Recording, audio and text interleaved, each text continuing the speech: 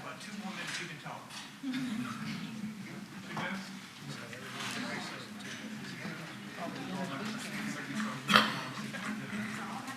Been a while since I went to one, but I can see it's a little more. Our small town is so small.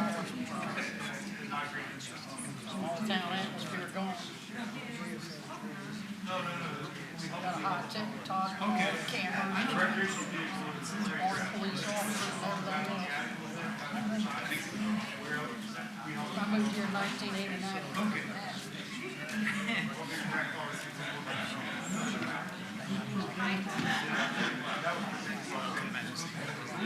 Couldn't imagine any of it. Back then, just had a small, simple room, everybody was so informal. Now we're in the government street, it's like Paris, domestic Paris, you know what I'm saying?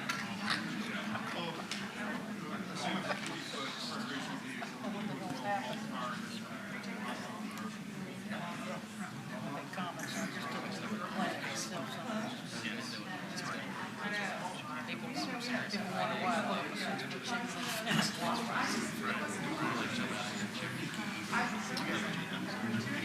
I do, because I've got Pomeranians back. I've got 8 people with all of them. Most of them depends on 1 or 2, depending on how we get along by size. Some are a little bigger than others.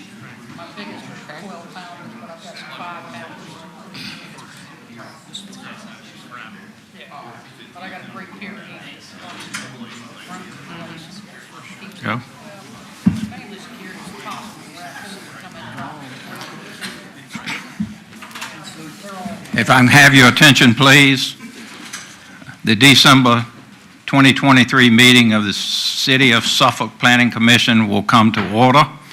I will call on Commissioner Creekmore for the invocation. Let us pray. Heavenly Father, we come to you in this holy season to ask for your guidance, wisdom, and support as we begin this meeting. We ask that you will be in our midst and for your blessings to help us engage in meaningful discussion as we close out this year and prepare for 2024. Allow us to continue to grow closer as a group and nurture the bonds of our community. Fill us with your grace to make appropriate decisions that will affect our city, and help us to be able to review the matters at hand in a reasonable and thoughtful way. Let us continue to give our thanks for the many blessings that you have bestowed upon us and guide each one of us so that we can make fruitful contributions as we work for the city to accomplish our goals this day. Amen. As you will note, we are missing the chairman of our commission. He had a late illness, and so I will move forward as vice chairman of the meeting. Mr. Wynn, will you please call the roll? Yes, sir. Commissioner Bauer. Here. Commissioner Creekmore. Here. Commissioner Eberwein. Here. Commissioner Edwards. Commissioner Goodman. Here. Commissioner Hicks. Vice Chairman Staylor. Here. And Chairman Singleton. Mr. Vice Chair, we have a quorum. Thank you very much. We'll cover the minutes now. Are there any corrections to the minutes of the month meeting of November? If not, any questions, corrections? If not, they will stand approved as printed. We will now move to agenda items. The first item we have is not a public hearing. It is a family transfer subdivision. We have one item on that. This is not a public hearing. Mr. Wynn, please read the caption.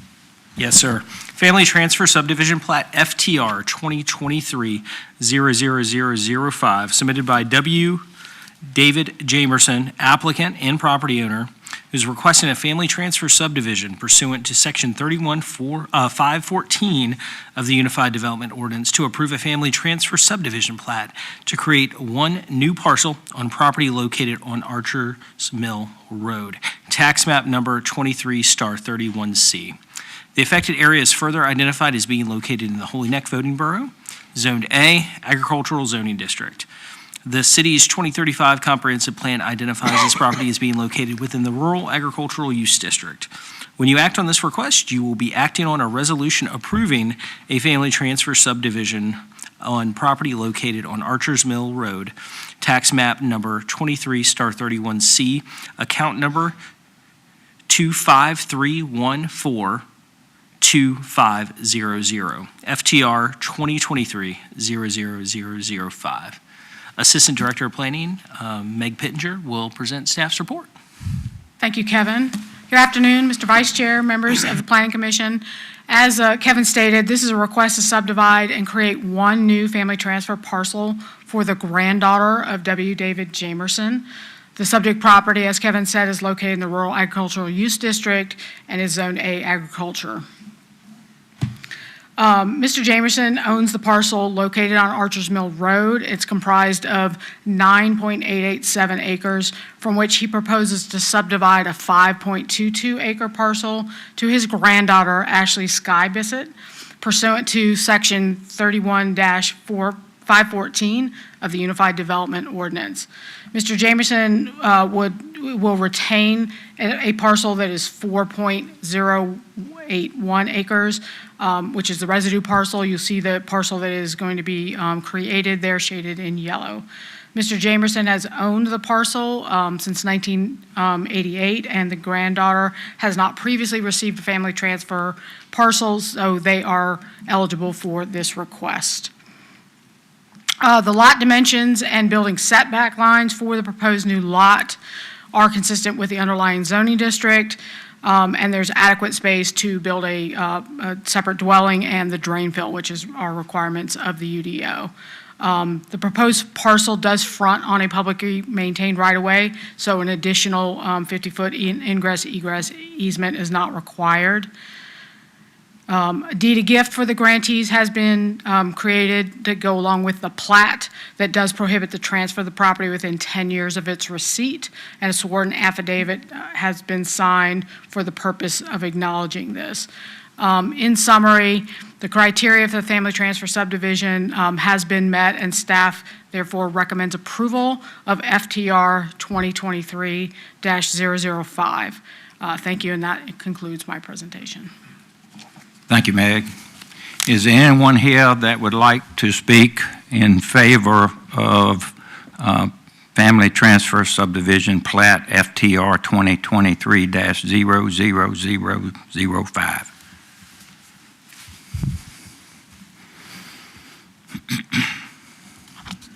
Good afternoon. To Mr. Vice Chairman and members of the Planning Commission, my name is Jesse Johnson. My address is 3508 Robbs Drive, Suffolk. I practiced law in this area for almost 50 years now.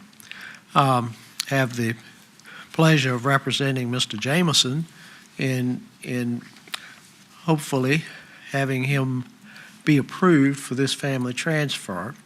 Mr. Jamerson has lived in that area for, as was stated earlier, since 1988. Early on, he did give one property, which is kind of behind him, to one of his daughters. Now he wants to give a property to his granddaughter. I think everything appears to be in order, the application, and we would ask that you follow the recommendation of the Planning Department and approve. And I'll be glad to answer any questions if I'm able to. Mr. Jamerson is with us today, should you have any questions of him. Thank you, Jesse. Is there anyone else that would like to speak in favor of this transfer? Being none, is there anyone that'd like to speak in opposition? Being none, we will entertain a motion. Any comments from the commissioners? Chairman, I move approval of FTR 2023-00005. Second motion. Been moved and seconded. Are there any other questions? If not, please proceed to vote.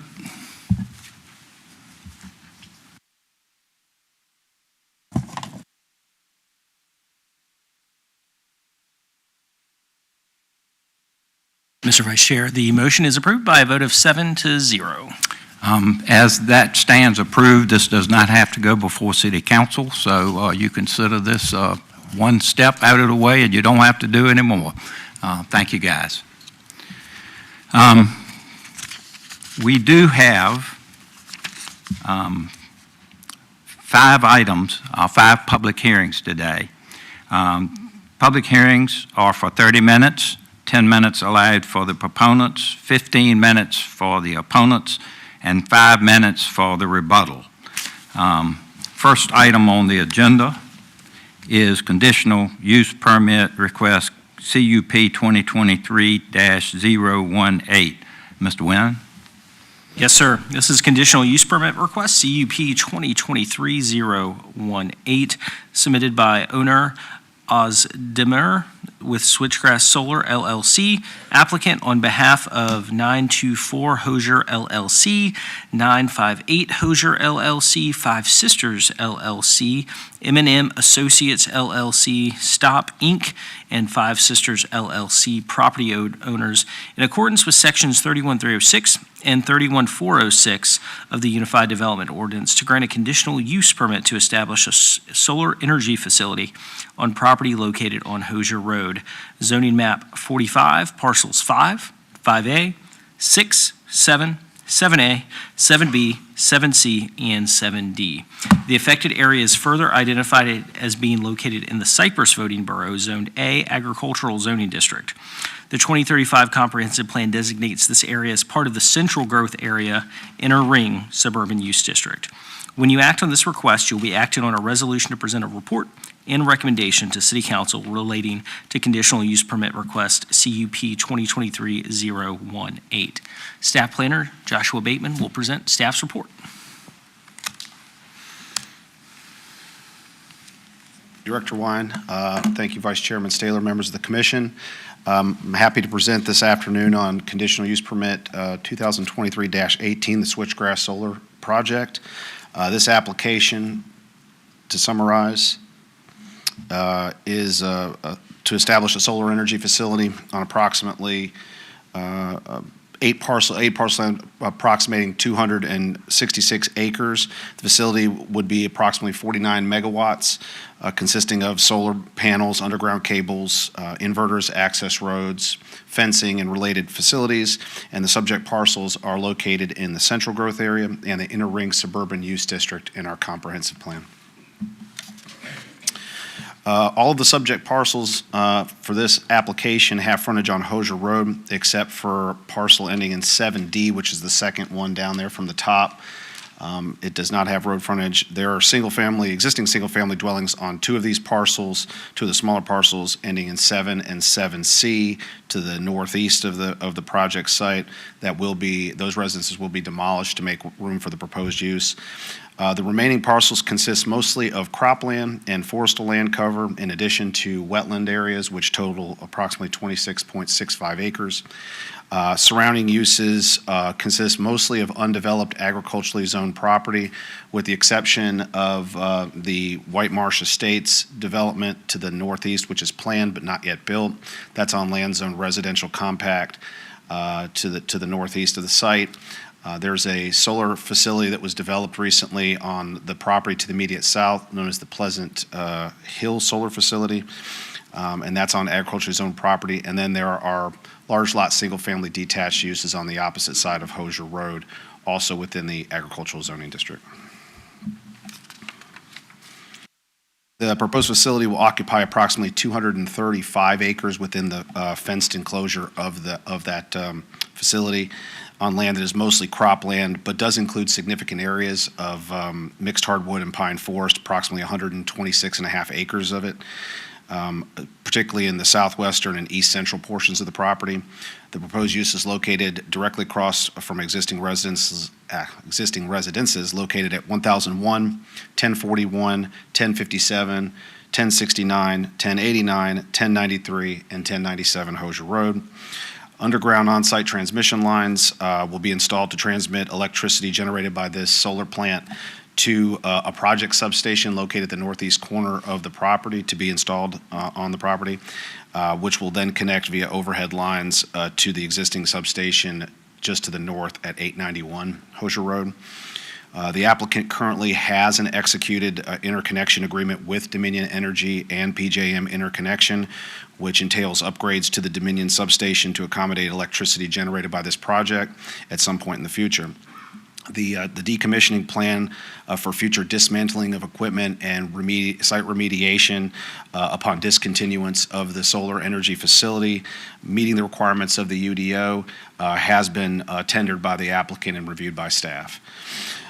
Impervious surfaces, which because of that interconnection agreement being in place at this date, does not include the area of the panels themselves, equals about 7.22 acres or 3.25% of the site. The additional stormwater runoff that will result from the conversion of the existing land cover to meadow, turf, and impervious surfaces will be managed by a series of stormwater detention facilities in locations to be determined at the time of site plan design. Water quality will be addressed through the purchase of nutrient trading credits. The Department of Public Works Engineering Division has reviewed the project conceptually and issued no objections to the conceptual stormwater management plan at this time.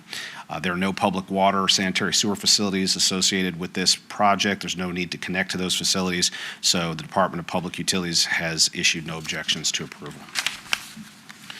As you can see from the conceptual plan, the areas of forest that I cited earlier are located in the east, central, and southern portions of the property. About 62 acres will be cleared for the proposed use. The forested areas that will remain are those that buffer or provide riparian buffers adjacent to wetland areas in the streams that you can see on the concept plan. Only one of these riparian areas is a CBPA resource protection area, and that's at the extreme northeast corner of the property. None of the wetland areas that I mentioned will be directly impacted by the construction activity, and the applicant is proposing to retain forested buffers adjacent to them to protect water quality. Also, existing strips of forested land where they exist adjacent, particularly to the eastern property boundary and the southern property boundary. 50 feet of that will be preserved as a buffer to buffer from the project from view from those directions. I say 50 feet a buffer. That's adjacent to where there is planned or existing residential use. As you know, right now our current ordinance only requires a 15-foot setback and buffer adjacent to non-residential, and that is proposed to change with the solar amendments that this body considered recently. But right now, the requirement is for 15 feet adjacent to those uses. In some places, the applicant is proposing where that forest exists to preserve that buffer, and where it does not, to supplement that with additional plantings.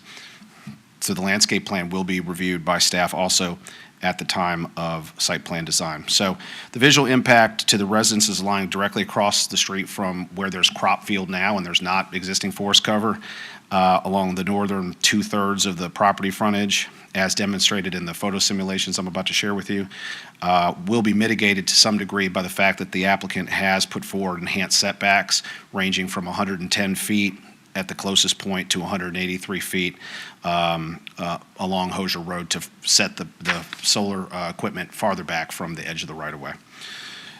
The only vehicular entrance to the facility is to the project substation is in the vicinity of where the existing dwelling at 940 Hosier Road is currently situated, and that structure, as I mentioned earlier, and 962 will be demolished to make room for the proposed use.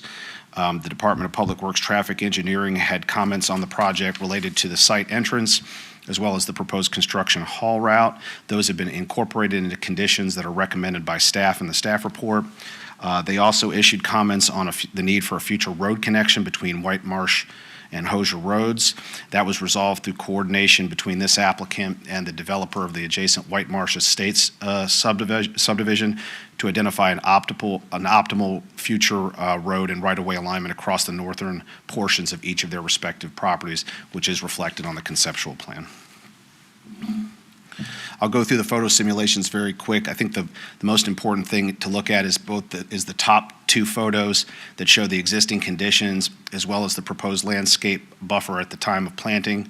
We all know, or at least we've all been told, that after 10 or 20 years, these things will be hidden from view by the trees that are meant to buffer them. But in the meantime, it's up to the people that live across the street or that drive along Hosier Road. They're going to see the landscaping in that condition. So that's why those photos are particularly important. The residents that we're most concerned about there is this image is from the right-of-way to the northeast of the project site. This view here is from 1001 Hosier Road. The next one is from 1041 Hosier Road. And the next one is from 1057 Hosier Road. The properties that sort of exist, that lie directly across the street from where this facility will go along the first 2/3 of the frontage are most important because that's where cropland exists currently. When you get down to the southwest, there's more existing forested areas that sort of buffer stream channels and things of that nature. So there should be less of a direct visual impact to those residences that have the higher numbers, address numbers that I cited. In terms of the construction haul route that was put forward by the applicant, this was another comment that our traffic engineering folks had. This would relegate access from the south during construction for trucks that are hauling solar panels and equipment to the site from US Route 13, Carolina Road via Airport Road, Bedell County Road, and Hosier Road so that we can avoid heavy truck traffic on narrow city roads lying directly to the north like Factory Street and Hunter Street. We don't want our trucks using that to access this solar facility. That will become a problem. In terms of noise generated by the site, one of the things we compel applicants to do is to do a noise simulation study. And the applicant study did produce this contour exhibit. Basically, what you need to know from this very colorful map is that the highest anticipated or estimated noise contribution or sound level contribution during daytime hours from the planned projects, inverters, and transformers at the property boundary was 44.2 decibels, which is well below the 60 decibel limit in the performance standards of the UDO for residential receiving properties lying adjacent to such facilities during daytime hours. In terms of staff's conclusion, I didn't want to bury the lead here, but so currently the ordinance states in section 31306C that conditional uses shall be permitted by the Planning Commission and City Council only if an applicant demonstrates that the 8 criteria listed in that section have been met by the proposed conditional use permit. So it's not a thing where they meet 6 or 7 of them. They have to meet all of those criteria in order to be approved by the city. So in staff's review, and I think it's spelled out pretty clearly in the staff report, the requested use in the proposed location meets all of those criteria with the exception of those described in subsections 6 and 8. And for those of you who are following me in the staff report, subsection 6, that discussion occurs in section 10F of the staff report. And with respect to subsection 8 of that section, that is described and discussed in section 10H of the staff report. So while not necessarily problematic for existing uses in terms of the current zoning, subsection 6 requires a finding that the establishment of the proposed use shall not impede the orderly development and improvement of surrounding property for uses permitted within the zoning district.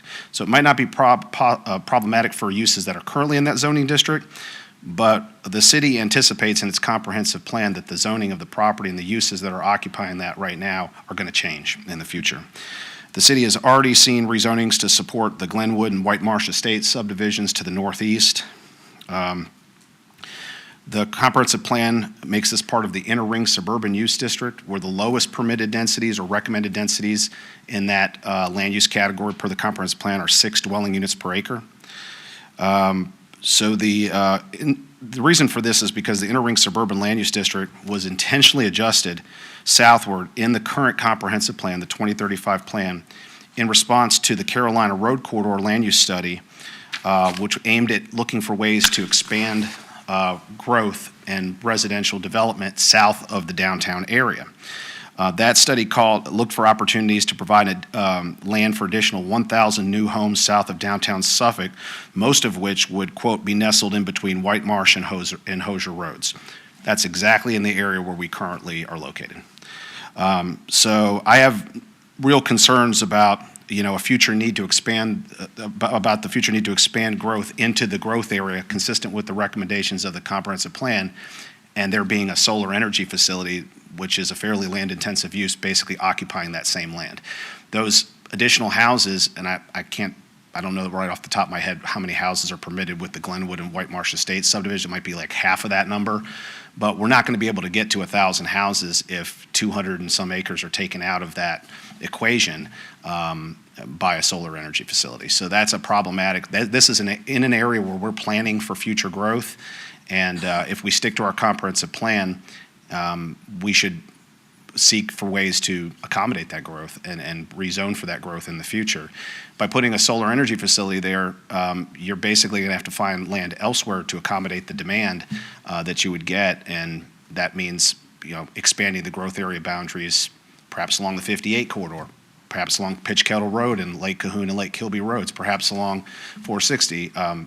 That's for future planning efforts to decide. But this really sort of exemplifies the relationship between current planning and what we do here when we decide these conditional use permits and these rezonings, and the long-range planning that we do when we update our comprehensive plan and look for ways to accommodate the growth that Suffolk has seen in recent years. We all hear about it. When we sit at these public hearings, we make recommendations on these rezonings. We hear the public tell us about how much they love, the development in their neighborhoods. So it's a real concern about exacerbating sprawl. We want to kind of keep the growth areas tight to the central city as much as we possibly can. In subsection 8 of that section requires a finding that the public interest and welfare supporting the proposed conditional use shall be sufficient to outweigh the individual interests which are adversely affected by the establishment of the proposed use. We haven't really gotten any comments opposing this project to date, at least not that I've received. So the individual interests that might be adversely impacted, that hasn't really been established. But it stands to reason that if the public interest and welfare has to outweigh the individual interests, it also has to outweigh the overall public interest that would be detrimentally affected by taking this land out of our growth area and not allowing it for future growth. So we've already seen the need. I think the needs and interests of the public generally for solar energy have been well established. I mean, the state tells us that all the time by passing laws mandating more clean energy. But that doesn't mean that it's necessarily appropriate in all locations. Staff finds that the collective or public interest in terms of ensuring the future orderly development of the city in a way that does not supplant rural land uses to an extent greater than what is absolutely necessary to support growth would be adversely affected by the establishment of a solar energy facility on this particular property. Accordingly, staff recommends denial of the conditional use, provided that should the Planning Commission or City Council approve the use, the conditions recommended in the staff report are the minimum necessary to protect against the potential for adverse effects from this use of this property. If there are any questions following the public hearing, I'd be happy to answer them. Thank you. Thank you, Josh.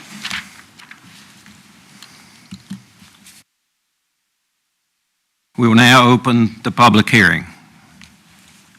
Remember, 30 minutes for the proponent, 30 minutes total, 10 minutes for the proponents, 15 for the opponents, and 5 minutes for rebuttal. Do we have anyone here who would like to speak in favor of the project?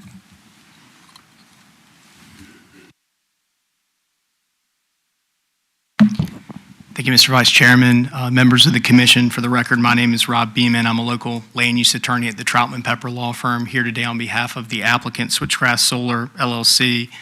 Joining me this afternoon is Honora Ozdemir, Meg Bain, and Connor Roth of RWE Clean Energy, which is the parent entity of Switchgrass, together with Ted Miller of Kimley Horn, who's our project engineer on this site.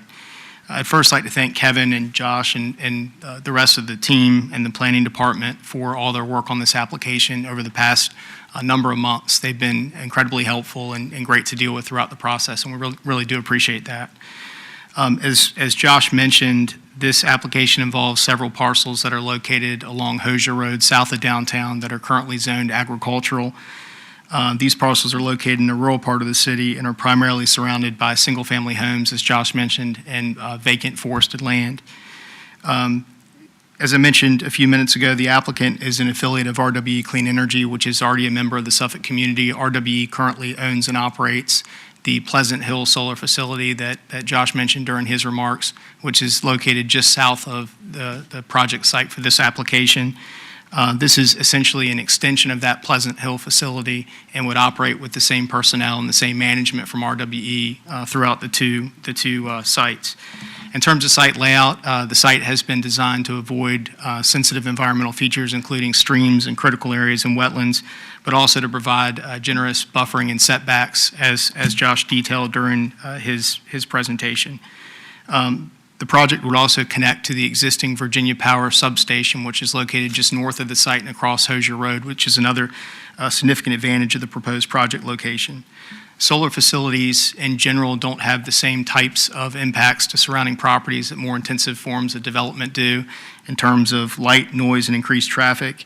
And the design of this site in particular would further ensure that this facility is compatible with our surrounding properties. In particular, Josh mentioned the inverters on the site, which are the primary noise-generating equipment on a solar facility. In this site, those inverters have all been designed to be in the central portions of the property so that they're at least 950 feet from the nearest residence. As a result of that, as per the noise study that Josh shared with you, and also our on-site observations on the Pleasant Hill facility, this facility would be essentially inaudible from surrounding residential properties. I did want to mention that the applicant has done extensive public outreach in connection with this application. First, beginning over the summertime, we reached out to every single adjacent property owner all the way around the site by telephone, and when we couldn't find a good number, we reached out by letter. Secondly, we held a public informational meeting in September at the Cultural Arts Center downtown, and again invited everybody in proximity to the property, gave a presentation, and answered all their questions. And then third, Meg Bain and I met with Reverend Skeeter of the Skeetertown Civic League on the site in the August timeframe to give him a tour and answer his questions as well. The feedback we've received from the public has been positive, and I believe Josh mentioned he hasn't heard any sort of opposition from the public, and that's consistent with what we've been hearing as well. In fact, several of our neighbors have indicated their support of the project as they feel that a solar facility in this location is more compatible with their existing single-family homes and kind of the rural corridor, the rural nature of the Hosier Road corridor than more intensive forms of development would. I wanted to see if two of our adjacent property owners who have joined us today would stand and be recognized. With us today, we have Joe Baylock and Kim Pullen, who live directly adjacent to this site, one on the same side of Hosier Road, on the east side of Hosier Road, and Mr. Baylock is directly on the western side of Hosier Road. Thank you. I appreciate that. Also, during the course of our public outreach, we did reach out to the developer of the residential property located over on White Marsh Road to the east of our site, who asked if we consider dedicating a right-of-way that would intersect with his site. As a result of those conversations, the applicant has modified its site plan, as Josh mentioned, to include a 70-foot right-of-way dedication over the entire northern portion of our site, which would connect with that property over to the east of us. That is consistent with the comprehensive plan's call for a connector road between White Marsh and Hosier to provide additional connectivity. And that's significant because now, if you're familiar with that corridor, in order to get from one to the other, you have to go all the way up into downtown and come down around or go pretty far south to get around. So that would be a significant benefit to the city. That proposed right-of-way dedication is just one of the public benefits that would inure to the city as part of this application. Others include the payment of an annual revenue share amount, which is required by the city code for solar facilities, which would be an annual payment to the city.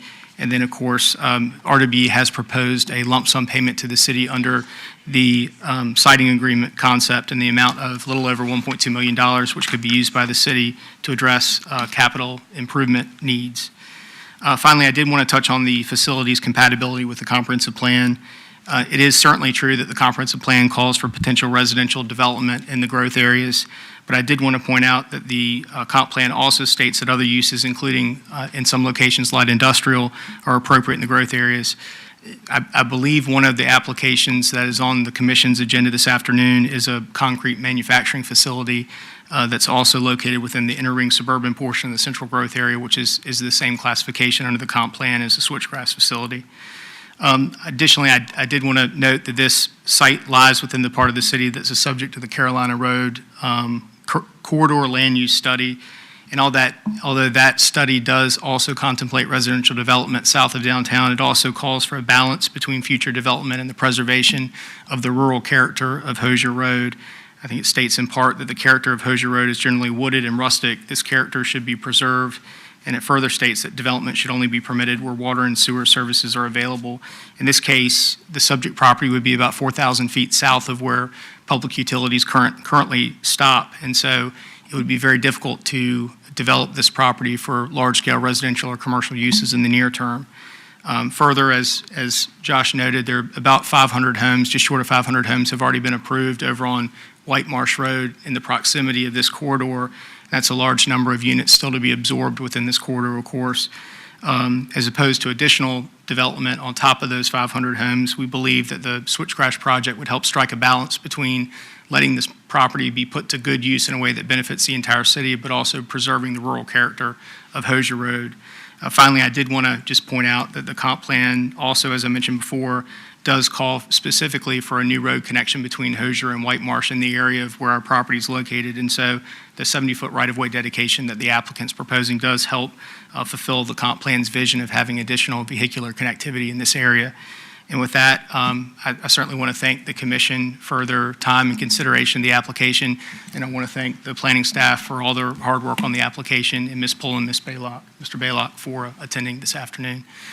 Thank you very much. I appreciate it. Thank you. Is there anyone else who would like to speak in favor of this request?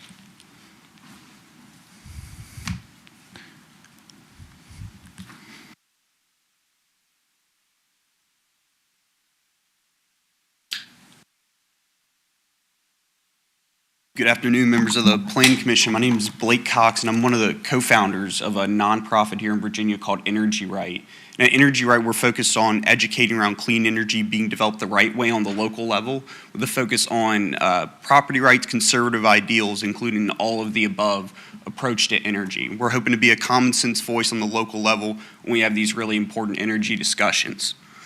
So just as you guys will continue to consider projects here in the city, we would just encourage you to keep an eye on property rights, meaning that someone can do what they want with their land as long as they aren't negatively affecting their neighbor or their community. But to also be mindful of the economic growth opportunities that come along with clean energy investments. We believe that solar projects should pay their fair share in taxes so that all county residents can benefit. And siting agreements are also a useful tool in offset county expenses or allow leaders to lower taxes on residents. And it's important to remember that additional tax revenues from solar projects don't strain public services like other types of development do demand. And these tax dollars can help lower taxes on citizens, as we've seen in other Virginia counties, or go to repairing roads, our infrastructure, funding our schools, or our first responders. Solar is a quiet, odorless, out of sight and out of mind land use and neighbor that can generate millions of dollars for the city and projects and needs. But not only can these projects be a boost to your local tax base, but also be a huge benefit for local businesses if the effort is there. So I've had the pleasure of being on the board of a group called the South Central Virginia Business Alliance, where their whole goal is to help connect local businesses with the industry. And that's been a big talking point in the past, but often hasn't come to fruition. But we've seen a big change here as of late with this organization.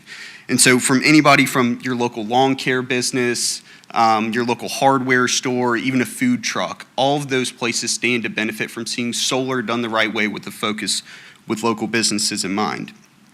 So passing smart and responsible solar projects doesn't just mean one person is benefiting.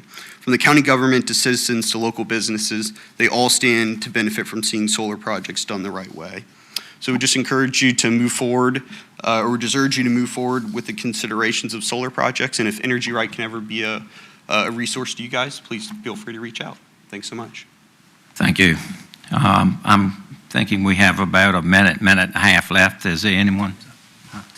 Okay, I don't have the clock.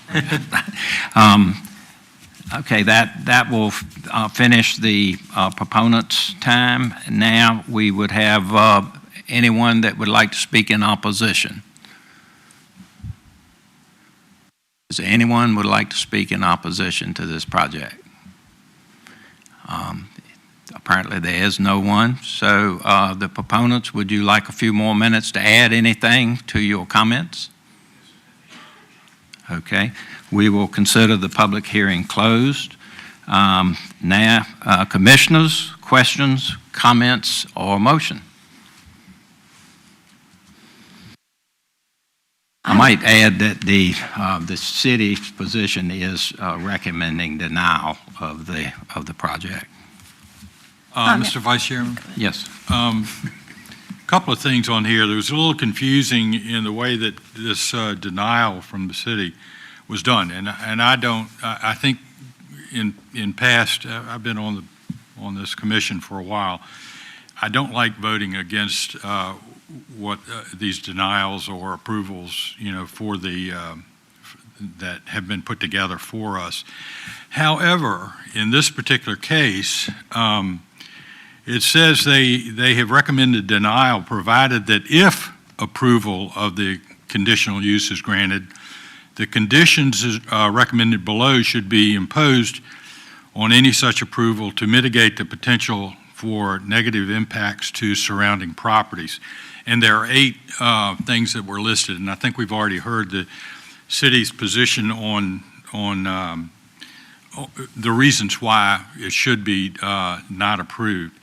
However, based on this, I would like to make the motion to approve CUP 2023-018.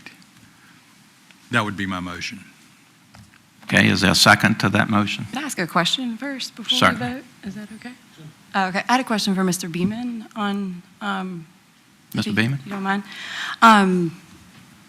Thank you for your presentation. So I care a lot about the comprehensive plan, and I know that it's mentioned that a little bit of conflict there. However, the residents that live in the adjacent parcels and the people that will be around it, I care a lot about how they feel. You mentioned the Q&A session at the Cultural Arts Center. Was that well attended? And if so, what was the general consensus that you got there from the public? I'm kind of surprised we haven't had anybody show up with a voice, so I'd love to hear more about that. Yes, ma'am. No, thank you for the question. We had 6 people. I've got the sign-up sheet with me, 6 folks who attended that meeting. Mr. Baylock, Ms. Pullen were 2 of those folks that attended. And then there was folks from the church that are located just across the street from the project also attended, and a couple other people just from the surrounding vicinity. Everybody listened to the project. There were a couple of questions. We presented the visual impact analysis, the noise study, and really didn't hear any opposition. Everybody there seemed okay with the project, and as I said, 2 of the folks agreed to come and attend and support. So it was a very nice meeting, and we just didn't hear any opposition at it. Anyone have any questions? Any further questions? Mr. Chairman, first of all, I'm going to second the motion so we can discuss the motion, and then we can have up or down on that. I'm seconding it, not saying I'm supporting it, but I will second the motion so we can discuss the motion. I do have a question. Yes, sir. You said in your presentation that on water and sewage, I think it was you or Mr. Bateman, you said water and sewage was north of this project. Yes, sir. About how far north do you say? It's close to 4,000 feet. It's up in the residential neighborhood that's up Hosier Road, quite a fair distance on the north side of the Virginia Power Substation.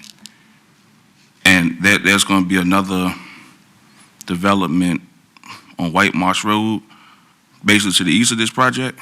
There's a proposed development that's been approved by City Council, has not been developed yet on White Marsh Road. That's correct.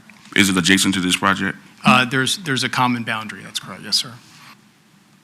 And you say y'all dedicating 70 feet so you can connect White Marsh Road to Hosier Road? To connect Hosier Road to the end of our property line. Yes, sir. Halfway across the stretch. On White Marsh Road, where it'll connect to White Marsh Road? The developer of that adjacent property is responsible for his half of the dedication. Right. If that makes sense. Yes, sir. But it'll connect Hosier Road to White Marsh Road, right? That's the intention. Yes, sir. And this property is, Hosier Road is right close to the airport, right? I'm sorry? Right close to the airport. The airport's on Airport Road. You know how you... That's right. It's you had southeast. You had the chart that said you were going to come down Airport Road and take Meadow Country Road, then hook it all the way up, right? That's the construction path, right? That's the haul route. Yes, sir. Right. So it's basically adjacent to the airport. The airport's a fair distance away. It's a couple of miles away southwest, I believe. We did a glint and glare analysis that we share with the airport as well. They didn't have any objection, but I think the distance to the airport was in that study as well. I looked at it in my preparation. I thought it was a couple of miles, but I don't have it in front of me. Sorry, just hit this right. I was trying to lead you to that answer. Go ahead. Sorry. Yeah, this will show where if I have a pointer.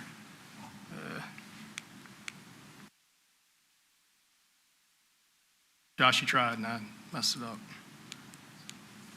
There we go.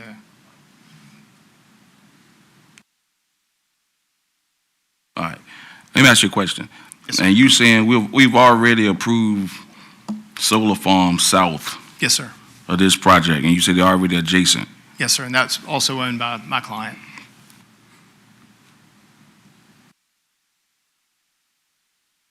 One more, Yes, I'm sorry. one more thing. How many trees you gonna have to cut down to do this? So there is, I believe there's 120 forested acres on the site. We're leaving 80 acres of forest untouched, and I believe we're having to remove 60 acres, approximately 60 acres. I have the numbers here, just a moment. Is the land currently farmland right now? So the land is a combination of farmland that was recently farmed, farmland that's been fallow for a while, and then some forested area as well. So we will lose farmland if we do this. There would be some land that was farmed recently that would no longer be farmed, yes, sir. So, and you saying you said 124 acres of forested land, and you can keep 88. So 80.61 acres would be preserved forest, 62 acres would be removed. 62 acres of forestry That's right, will be removed. that's right. And so, yeah, yes, sir. All right, thank you. Yes, sir. Any other questions for him while he's at the podium? Okay, we have any other questions? Comment, Rob, while you're here. I referred to the 8, not the original 8 that we talked about, but this is, if we approved it, there were 8 conditions that would be associated with this approval if we so decide to do that. Has that been discussed with you? We did receive the conditions. The only one I had a question about was the agricultural fencing along the road. I think the way this project has been designed is that there'd be a kind of a triple layer of landscaping along the road or areas of preservation with a fence behind it, a more secure type of fence behind it just for security reasons. And so we weren't sure the purpose of the agricultural fencing because it wouldn't serve as an actual fence. It could be decorative, but that was the only one we had a concern about. But everything else looked fine, I believe. Thank you. Yes, sir. Commissioner Creekmore, your motion does include the Yes, conditions. those Yes. conditions, those 8 conditions. Any other questions? Josh?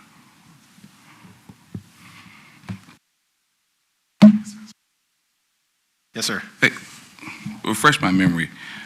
Was the application south of this, was that approved by staff? That was before my time, Director Weinstein. It's my project back in the day. Yes, staff did recommend approval of that. Key difference being is that parcel is outside of the growth area. Growth area boundary basically separates these parcels or this site from that one as a result of that Carolina Road study that recommended it. But this parcel is closer to the actual substation Yes, sir. that we would, basically, we've been told over the years that land closest to the substations is where you want to go because that's where you're trying to connect there. This property is closer to that, but it's in the growth zone, which makes it kind of impede on the overall natural growth of the city. There's the substation right there. Right. It's- Based off the it's- current comprehensive plan, right? Yeah, the current comprehensive plan looked for ways to expand the growth area in this direction, because the previous comprehensive plan, this was not included in the growth area. One of the issues there, though, is that currently public utilities are located some distance away. 4,000 feet just is like 4/5 of a mile almost. It's a pretty significant distance. So some developer would have to be able to get the densities out of those parcels of land to justify the cost of bringing the public water and sewer mains down Hosier Road. We do have some development going on, as was pointed out, of this property. That's the White Marsh Estate subdivision. And this doesn't border this property, doesn't touch it directly, but that's the Glenwood subdivision, which came in for rezoning. I think I was the first project ever presented to you all back in 2022. So those are currently under development, under design. We haven't had a site plan application for White Marsh Estates yet, or an engineering plan application for White Marsh Estates, but we saw that they were pretty far into their design, their layout of their subdivision. Glenwood has submitted for site plan application, so.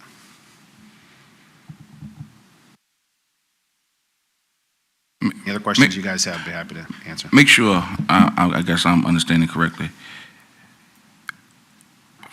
From the way it's been presented, the way I think I'm hearing it, inner ring use district is not the best use for solar farms in most cases. What I will say, one of the reasons why conditions were put forward in the event that the Planning Commission recommends approval or the City Council decides to approve this, currently our comprehensive plan, the 2035 comprehensive plan, is silent on solar energy facilities. Solar energy facilities weren't a trend when that comprehensive plan was being considered and adopted. We hope to remedy that. I certainly hope that that's remedied in the comprehensive plan that we're currently looking at right now.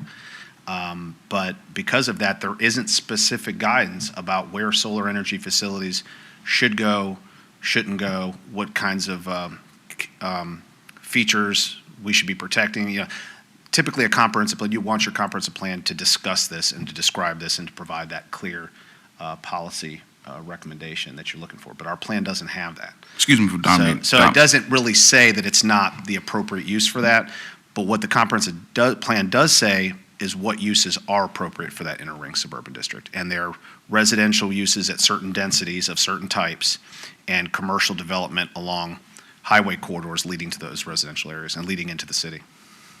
Excuse me, Commissioners, for talking so much. I've been going too No, long. right ahead. Help yourself. But I'm back. My question is this. Well, if the comprehensive plan is silent on the appropriate use, what precedent do we have that we as commission or city council has voted on this kind of use in this use district? Have most of our, well, let me say it this way. Has most of our solar farms, have we voted on solar farms mostly in the agricultural district? We have not used most of these in this use district. So if we do this, if we make this recommendation, we're making a recommendation to make a new precedent.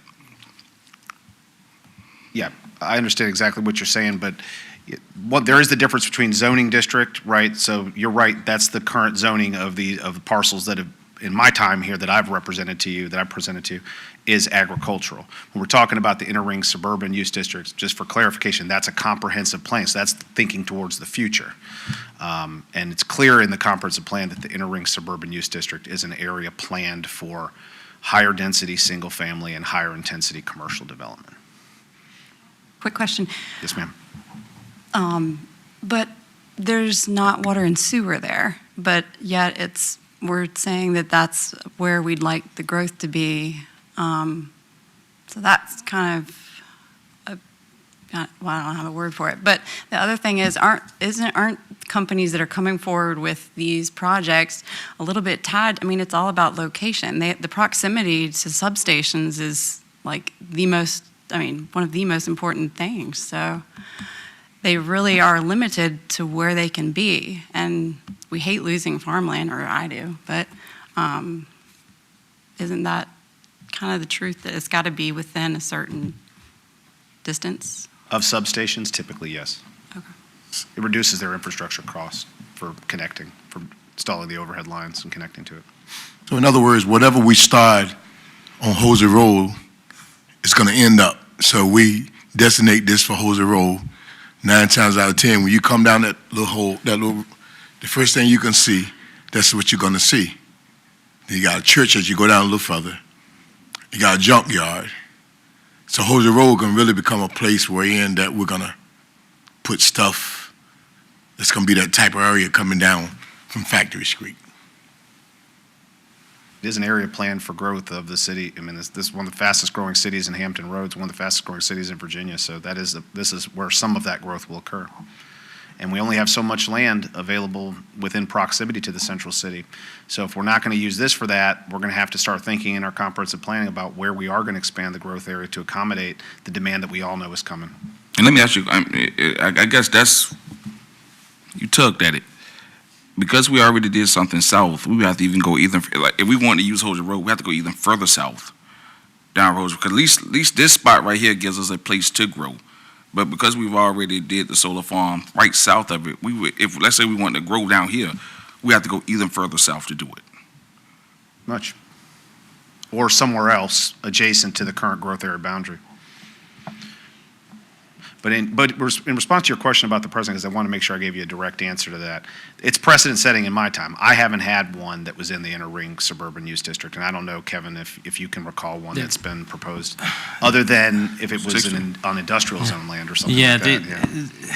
As far as agricultural zone land in the inner ring suburban, the answer is no.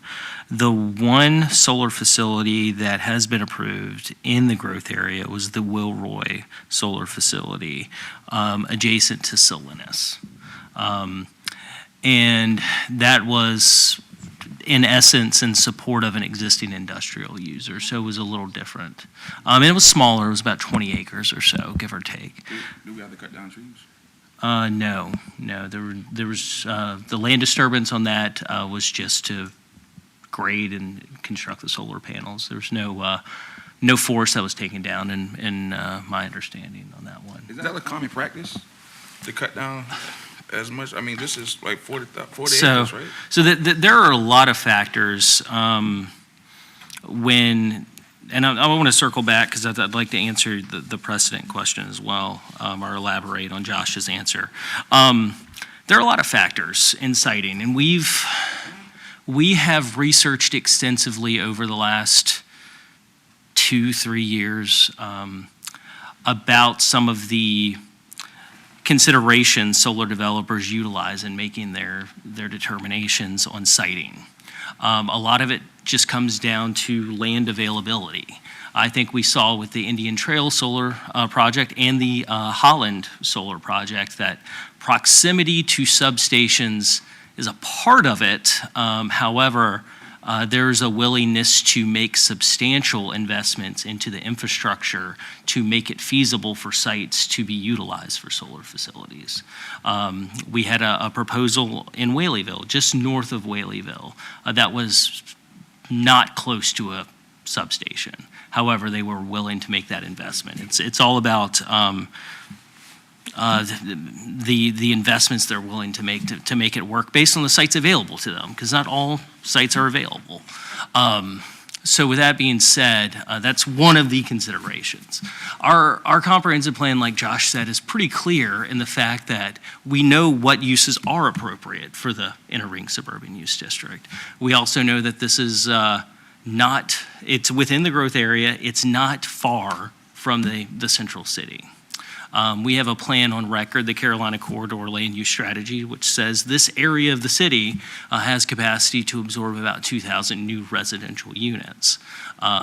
These facilities have a lifespan of 30 to 35 years. This is a 20-year document, the comprehensive plan. So what we know is if it is developed as solar, we lose that capacity in the growth area. As it relates to precedent, I say this often, I don't believe in the realm of planning and land use that are necessarily precedent-setting decisions, because we look at each rezoning, we look at each conditional use permit on a case-by-case basis, because no two circumstances are the same. There's a reason staff recommended approval of the Wilroy Solar Project. There's a reason that staff is recommending denial of this one. Thank you. Any other questions? Thank you, Josh and Kevin. We have a motion and a second. Please vote. Mr. Chairman, Go real ahead. quick. Ms. Hicks, I saw Ms. Hicks wanted to speak. I know. I would like to hear from Ms. Hicks. Just for the record, I thought maybe I would suggest to you guys that this could be a really, really good spot for some affordable housing, and I'd just like to see Bob Barnett and his crew try to figure out a way. And so for that reason and a couple others, I will be voting against the project. Looking both ways. Any other comments before we take a vote? Okay, commissioners, please vote.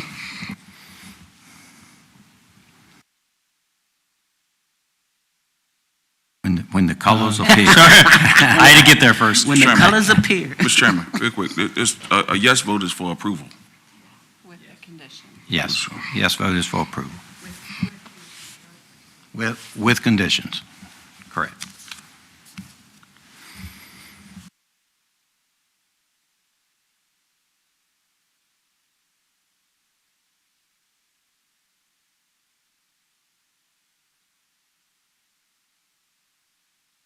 Mr. Vice Chairman, the motion fails by 3 for, 3 against, and 1 abstention. Okay, so the motion does fail. Hold on, he said. No. Did you not? Uh-oh. Oh. Yeah, I'm hitting the wrong button.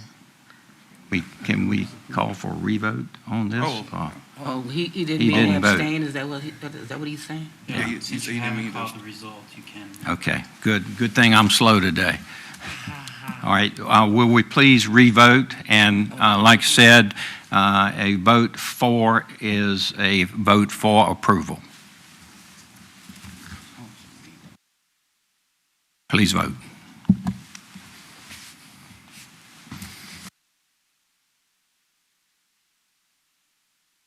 All right, Mr. Vice Chairman, the motion fails by a vote of 3 to 4. Okay, the motion did not pass. So this will go to the City Council, I believe, on the 17th. Do we need another motion?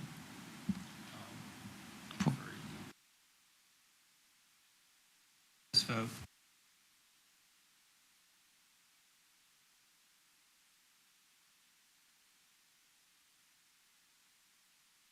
Okay, did everybody hear that? If, to make this formal, if we had a motion for denial, that would make it official.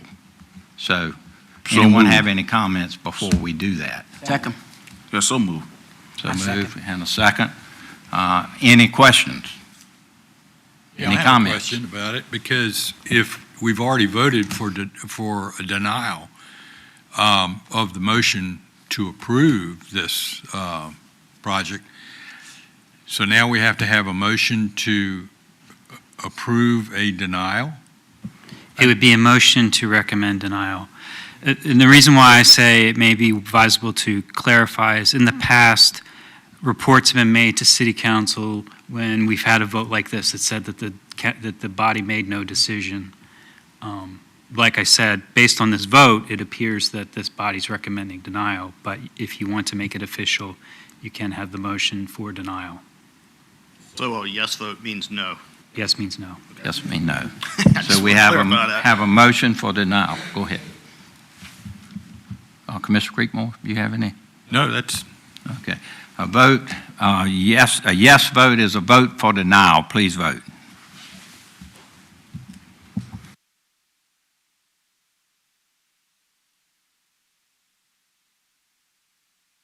Mr. Vice Chair, that motion is approved by a vote of 4 to 3. Okay, thank everybody. With that being said, this will go to City Council on Wednesday, January 17th, with a recommendation for denial. Okay.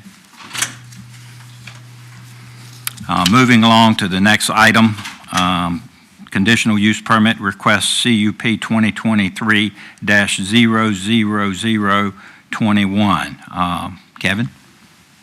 Yes, sir. This is conditional use permit request, CUP 2023-00021, Pinner House B&B, submitted by Melody Brown, applicant on behalf of Kristen Brown and Alan Brown, property owners, in accordance with sections 31306 and 31406 of the Unified Development Ordinance, in order to amend the previously approved conditions pertaining to the establishment of a bed and breakfast. This is on property located at 231 Pinner Street, zoning map 34G 18A, parcel 154. The purpose of this request is to increase the number of bed and breakfast rooms and to add a cafe pertaining to the development of the Pinner House Boutique Bed and Breakfast. The affected area is further identified as being located in the Suffolk voting borough zoned RM, residential medium density zoning district. The 2035 comprehensive plan designates this area as a part of the central growth area mixed use core use district. When you act on this request, you will be acting on a resolution to present a report and recommendation to City Council pertaining to conditional use permit request CUP 2023-021. Staff Planner Grace Brazil will present staff's report.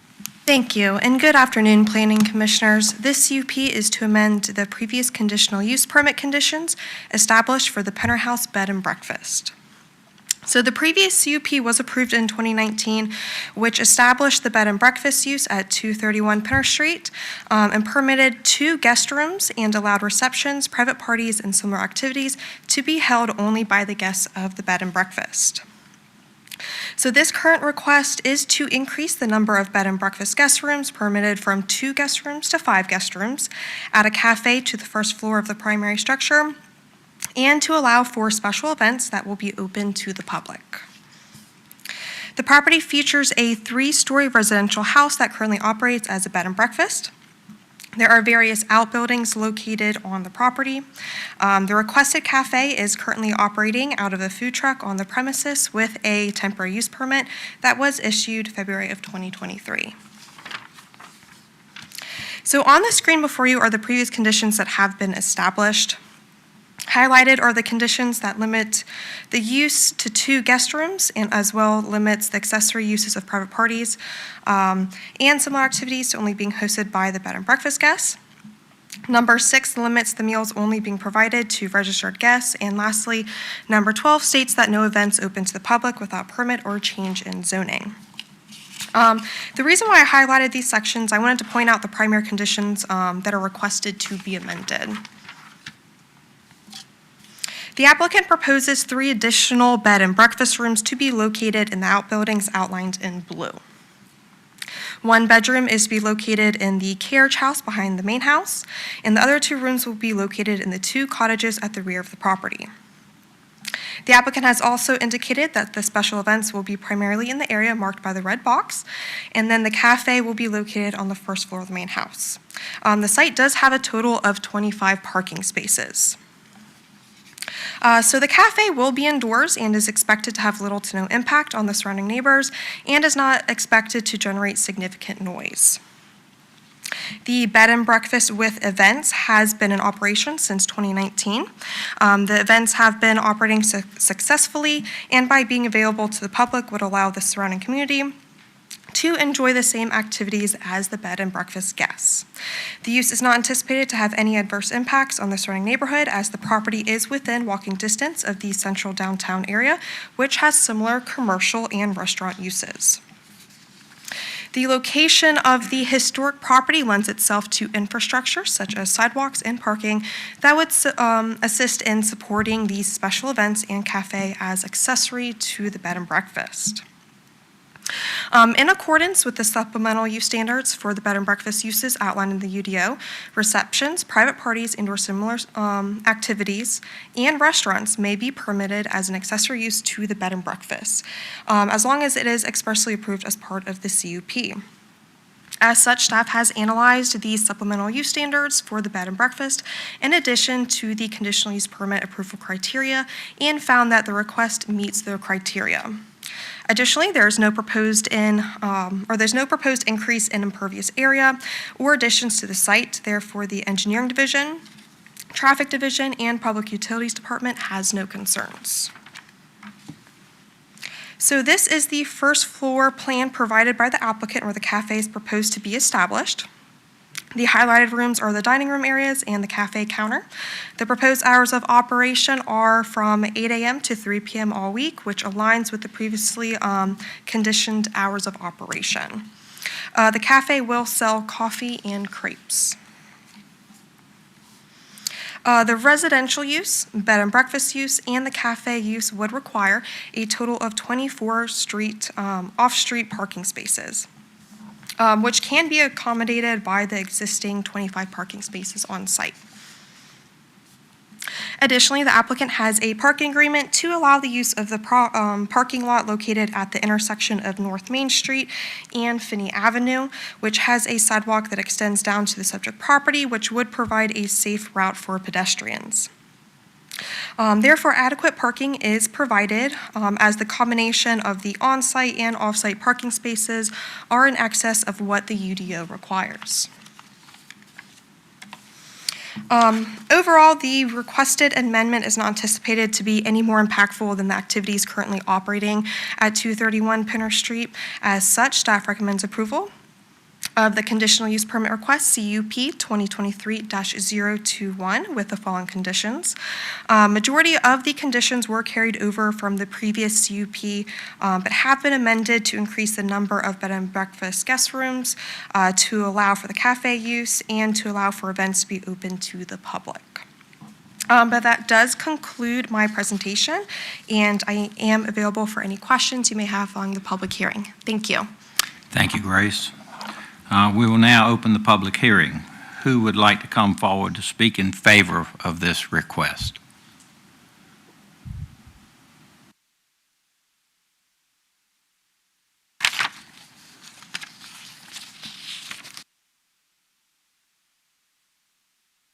My name's Alan Brown, and I'm the owner, along with my wife, Chris Brown, of the Pinner House, and I would like to thank you, Planning Commission, for your time and consideration of our request for the expansion of our bed and breakfast in our cafe, which is run by our daughter, Melody Brown. So our request comes from an overwhelming response for the need of a B&B and cafe in downtown Suffolk. We strongly feel that the addition of the cafe and B&B expansion will positively impact downtown Suffolk's small business economic development. Lastly, I would like to state that we are the only bed and breakfast in downtown Suffolk and the surrounding area. Thank you for your time. Thank you, Mr. Brown. Are there any other here that would like to speak in favor of this proposal?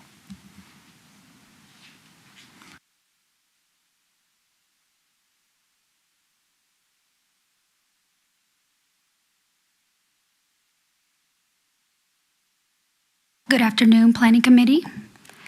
Thank you so much for taking the time to hear me and to hear my good neighbor, Alan Brown, and his family. Excuse me 1 second. Can you give us your name and address, please? Yes, my name is Cindy Ruiz, and I am the owner of the house at 128 Oakdale Terrace, behind the Pinner House, and I am fully support of the project and plans that are to be in place within the Pinner House.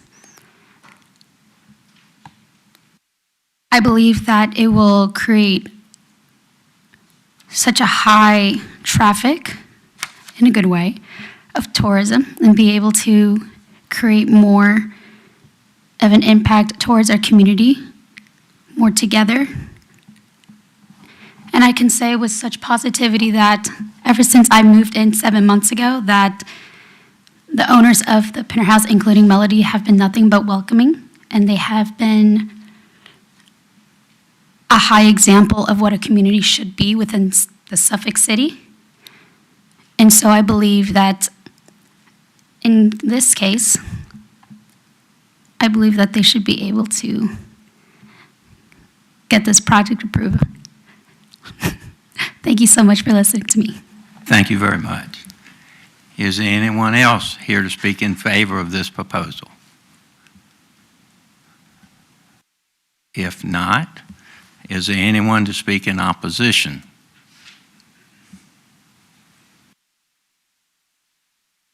does not look like any opposition. Mr. Brown, would you like to add any comments? No? Okay. Then we'll close the public hearing. Commissioners, questions, comments, or motion, or all of the above? Anyone have any questions? I'll make a motion for approval of CUP 2023-021 with conditions. There's a motion on the floor. Is there a second? I'll second it. Motion moved and second. Are there any questions or any comments? I have one question. Is it Grace, right? Yeah, I have one question. Thank you.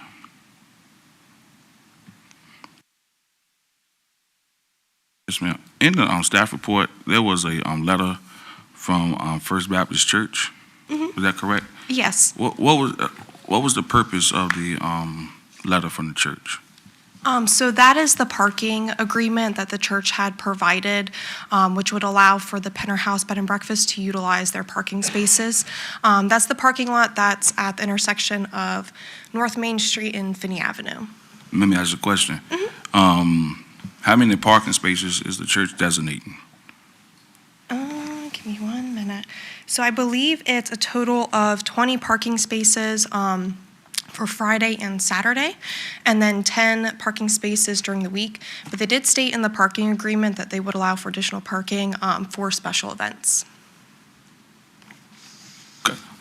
Without these 20 spaces, would it be enough parking for this bed and breakfast to expand?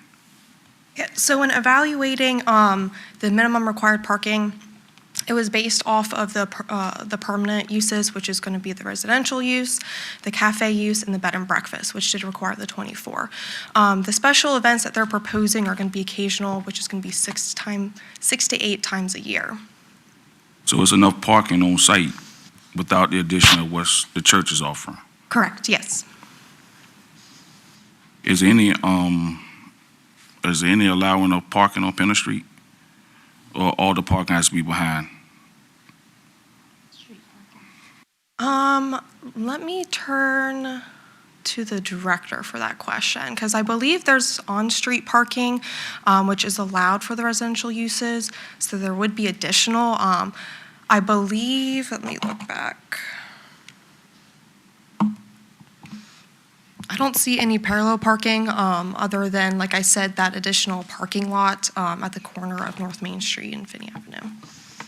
There is street parking permitted in this area of this downtown area. It's called Old Town, on the streets. Pinner being right there, Bank is also in the vicinity, as is Finney. Would allow street parking in both directions. One more question. Is this really being encouraged for walkable communities, meaning that it's encouraging for people on Penner Street, Gray Street, Oakdale Terrace to kind of be able to walk to the bed and breakfast to go to the cafe? Because I guess that's the part of it that's will be open the most. And it's like, I guess it's people over on Central. Is it the encouragement for you to walk there, or is it encouragement for people like me who live in the southern part of the city to drive there and park in the back? I guess that's my question. So I would say that this location, given how close it is to downtown, promotes for walkability within that community, and then with the close proximity of the parking lot that would be allowed as part of the parking agreement would allow for the remaining community members of Suffolk to utilize it as well. I hope that answers your question or clarifies it. Yeah, thank you. I'm good. Okay, thank you. I appreciate it. Any other questions, anything? Yeah, I have a question. What kind of events, if you don't mind coming, that you're anticipating having?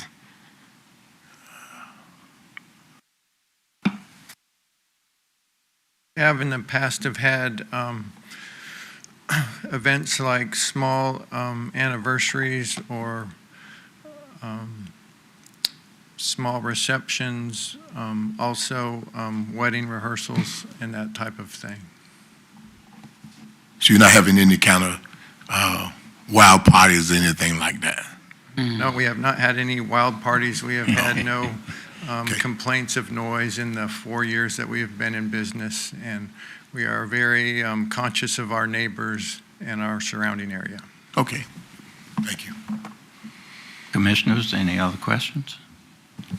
I will make a comment. I had one of my neighbors that they had a family event, and they were not able to put up everybody, and they were able to, I think 2 of them were able to stay in this facility, and they were just swearing how great it was and how wonderful it was and how they really happened upon it, that they wish they'd known about it on some former trips. So it seems like this knowledge on the street is that it's been very, very well received. With that, we will now... Mr. Chairman? Yes, sir. I just have one comment. Okay. I want to thank the family for bringing it. I remember the original vote, to vote on the actual bread and breakfast itself, and it was a tough vote, and it was a tough discussion based off the parking and based off the proximity. We voted on the bread and breakfast, and we was told that the bread and breakfast was going to bring another kind of ambiance to the downtown part of the city that we needed. We didn't vote on the coffee shop. And for it to be expanded to something, because the whole point of the bread and breakfast was something for it to be a little more exclusive. It was supposed to be more private, more intimate, not something that it was going to be Hilton Garden Inn Jr. And just with the parking and everything downtown, I understand what the schematics are saying. I appreciate what the church is doing. But bread and breakfast, that's where we kind of voted on, and that's what we kind of said in the very beginning. We was going to stop it there. The expansion to the open to the public coffee shop, and right in the middle of residential medium zoning in the community. That's not what we were told in the very beginning. And for that reason, I would not be able to support the expansion of this conditional use permit. Thank you, Commissioner. Any other comments before we call for the vote? Oh, I guess we need a motion. I just have a question about Cafe Divina. You got a motion. Yeah, We had a motion and a second, sorry. I have a question about Cafe Divina. I guess of the owner.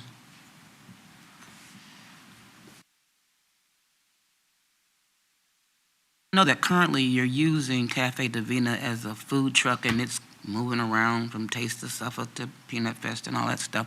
What will happen? Is Cafe Divina something owned by you guys, and will Cafe Divina merely move inside, or what's... So, what yeah, happened Cafe with the food? Divina is run by my daughter, Melody Brown. And so it would just transfer from a food truck outside to a cafe? So we would be moving it from being on the food truck to being inside. Because right now it's where? Right now it's on the trailer. Yeah, In it's a the food back, truck. in Yeah. one of those 25 hip parking spaces? Yeah. Okay. All right, thank you. Okay, we have a motion and a second. Any other questions before we call for the vote?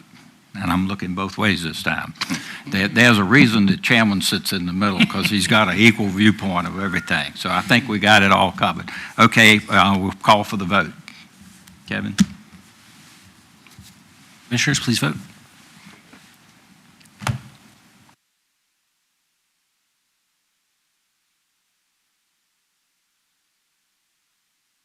Mr. Vice Chair, the motion is approved by a vote of 4-3. Okay, the vote is passed. Mr. Brown, this will go before City Council on Wednesday, January the 17th, with our recommendation for approval. Thanks for coming. Moving on. The next item for public hearing is conditional use permit request CUP 2023-022. Mr. Wine.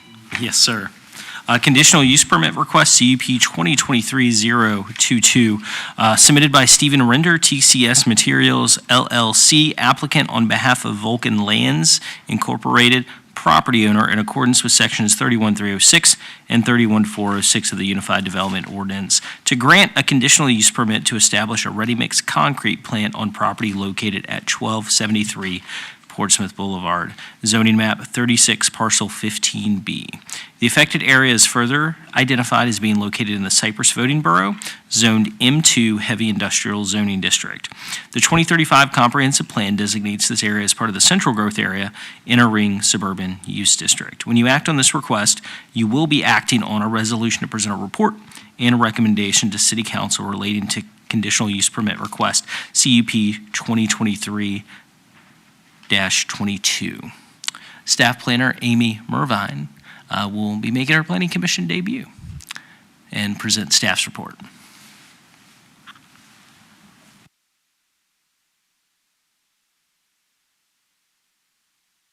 All right, so good afternoon, Vice Chairman, Planning Commissioners. This conditional use permit request before you today is to establish a ready-mix concrete plant at the property located at 1273 Portsmouth Boulevard. The subject property is located within the Central Growth Area Inner Ring Suburban District and the Cypress Voting Borough. Because the outdoor operations and storage, manufacturing, processing use for the ready-mix concrete plant has not been operating within the past 2 years, a conditional use permit within the M2 zoning district is required to reestablish this use. The subject property is located in the M2 Heavy Industrial Zoning District. The surrounding parcels to the south, east, and west are also zoned M2. To the north of the property is CSX-owned railroad tracks and City of Portsmouth property, followed by Portsmouth Boulevard. The applicant's request is to operate a concrete ready-mix plant on the northwestern portion of the property marked on the slide in red. The property is currently utilized as an aggregate sales yard and an asphalt plant. The traffic memo submitted with the application anticipates to generate approximately 34 trucks per day. The existing transportation network appears adequate to accommodate this modest increase. The Health Department's response indicated the existing water supply well that has been inspected and approved by the Health Department is permitted. They note that the well appears to be used for processing purposes and is not potable. The required screening from the use from the public right-of-way is shown on the concept plan here, marked on the slide in green. The site has one access point to the subject property from Portsmouth Boulevard, which crosses property owned by the City of Portsmouth and CSX Railroad property. The applicant submitted an agreement between the railroad and Vulcan Materials allowing legal ingress-egress across their property. Per the proposed conditions, an access agreement letter provided by the City of Portsmouth is required, authorizing legal ingress-egress across their property. The City of Portsmouth indicated in writing they can provide such a letter. Per departmental comments, the entrance shall be improved to commercial standards, which includes a concrete entrance within the public right-of-way of Portsmouth Boulevard and asphalt pavement on the City of Portsmouth-owned property. The City of Portsmouth Public Utilities Department did not have objections regarding the asphalt pavement proposed on their property at this time. Staff believes, given the existing and future infrastructure for the proposed use and location, the use is not expected to adversely impact the surrounding neighborhood. All other departments have reviewed this request and have no concerns at this time. Therefore, staff recommends approval of CUP 2023-022 with the conditions stated in the staff report. This concludes my presentation, and I will stand by for any questions after the public hearing. Thank you, Amy, and welcome to the event. We will now open the public hearing. Who would like to come forward and speak in favor of this application?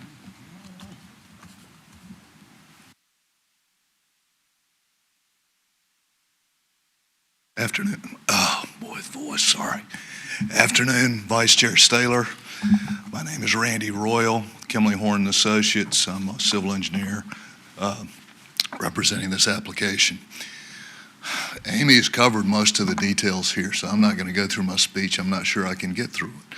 But we've been working with staff. They had a concrete batch plant previously, but it's been more than 2 years, so we need to get a use permit again. It's an existing materials yard. We're improving things. The entrance along Portsmouth Boulevard is going to have concrete in the right-of-way. We've got heavy-duty asphalt because that property is owned by Portsmouth. We've been working with them. In the future, they want to run their water main through there, so they would prefer to have heavy-duty asphalt instead of concrete. And as she said, we've also talked to them about the access. I've got somebody here from Vulcan who will speak, but I think they've been using that access for about 40 years. So if nothing else, there's prescriptive rights because nobody could really find anything in writing. But I have spoken to the city attorney over there, and he's willing to write us a letter, and he's already put a note to the effect staff. I told him, sorry for this voice. We've met all the criteria in section 31-306C of the UDO, which are the, I think it's 8 reasons, I think you heard about before, to grant approval for a conditional use permit. So, project's a good one for the city. Additional tax base, no impact on schools or other city services, it's all private, and for the minimal impacts it has on the surrounding areas, which are all zoned into heavy industrial. So with that, I'll hope you'll make the same recommendation as staff, recommend approval to City Council. I'll stand by for questions and let Mr. Glenn Cobb from Vulcan come up and speak with you. Thank you. Thank you, Mr. Royal. Commissioners, my name is Glenn Cobb. I'm the Government and Community Relations Manager for the area. My address is 1273 Portsmouth Boulevard here in Suffolk. I was hoping to be able to introduce to you our operations manager, Sarah Beasley, who's been with Capital Concrete. Her family started that company back in the late 1950s in the Norfolk area. Unfortunately, she has a child that is sick, so they've been in the hospital for the last day or so. So if you can keep them in your thoughts and prayers, I'm sure she would appreciate that. We're excited to be here and have a chance to talk with you today. We used to have a ready-mix plant on this facility that was closed down about 8-9 years ago. Due to the growth that, as you've mentioned in a couple of your reports already today in this area, we feel the need to get a ready-mix concrete plant back up on site. So the good thing is it's already prepped and ready to go. So it's a matter of going right back to that same footprint and putting things up there back the way they were. So there'll be no land disturbance of any kind, and we'll have one additional employee that will help with that once the operation is up and running. So we appreciate your time, and we'll be glad to try to answer any questions that you may have. Thank you. Thank you, Mr. Cobb. Anyone else who would like to speak in favor of this request? Okay, there appears to be none. Is there anyone here to speak in opposition to this request? Anyone to speak in opposition to this request? There being none, Mr. Royal or Mr. Cobb, would you like to add any additional comments? Briefly and quickly, I forgot to mention that the 5 conditions staff put are acceptable. Thank you. Since there's no further comments, we will close the public hearing. Commissioners, questions, comments, or motion? Move approval of CUP 2023-022 with the conditions. We have a motion for approval. I'll second it. Second the motion by Commissioner Creekmore. But I'd like to add something. I mean, this is what is really, to me, a little confusing about what we went through with the solar farm. This property also is located in the 2035 comprehensive plan in the central growth area. Okay, we just talked about the central growth area for the other thing.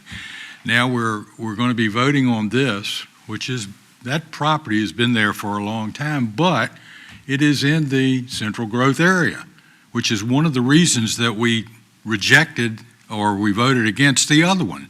So I'm a little confused as to how we are supposed to be moving, around the plan, which is currently in effect, and hopefully the next plan that you're working on, Ms. Hicks, are going to account for some of this confusion that I have. That's all the question I have. Kevin, would you like to respond to that at all? And not to put you on the spot, but. Well, given the opportunity, that's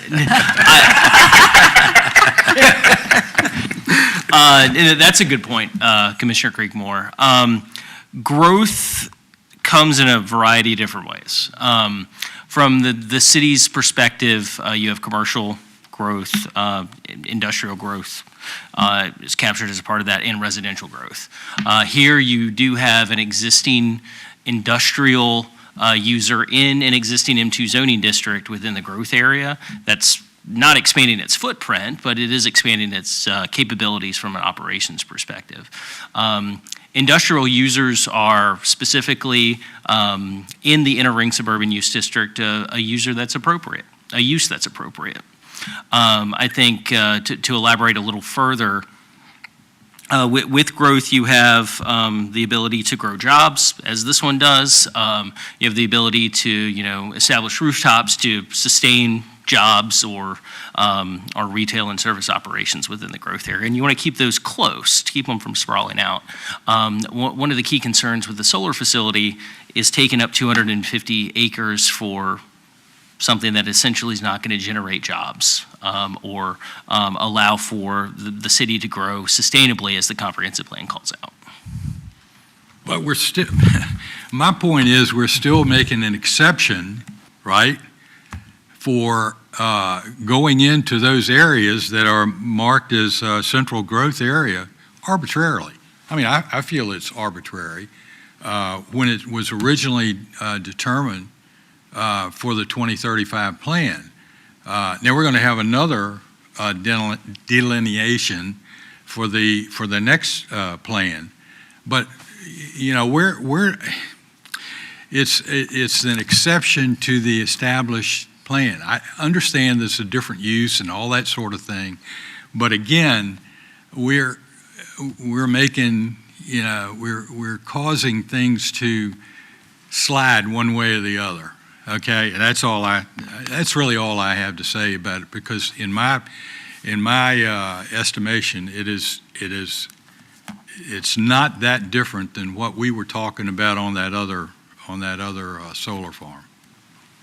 Understood, and I think one of the things that we're working towards with the Suffolk 2045 comprehensive plan update is refining our land use categories a little further, because that's one thing that I know staff over my tenure here has had trouble with. I wouldn't necessarily call it arbitrary. It's more nuanced as far as making those decisions or making land use recommendations based on our current land use categories, because you have suburban, you have inner ring suburban, you have core support, mixed use core. Those are the growth area districts, and everything from a large multifamily apartment complex to a 750,000 square foot warehouse could be compatible anywhere in those.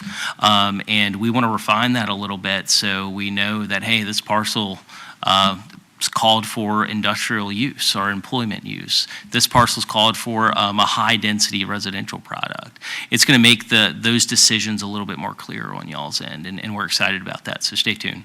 I think all of it would appreciate it. All of us will appreciate it. Thank you. Thank you. Any other questions or comments? We have a motion on the floor for approval and a second with conditions. Please vote.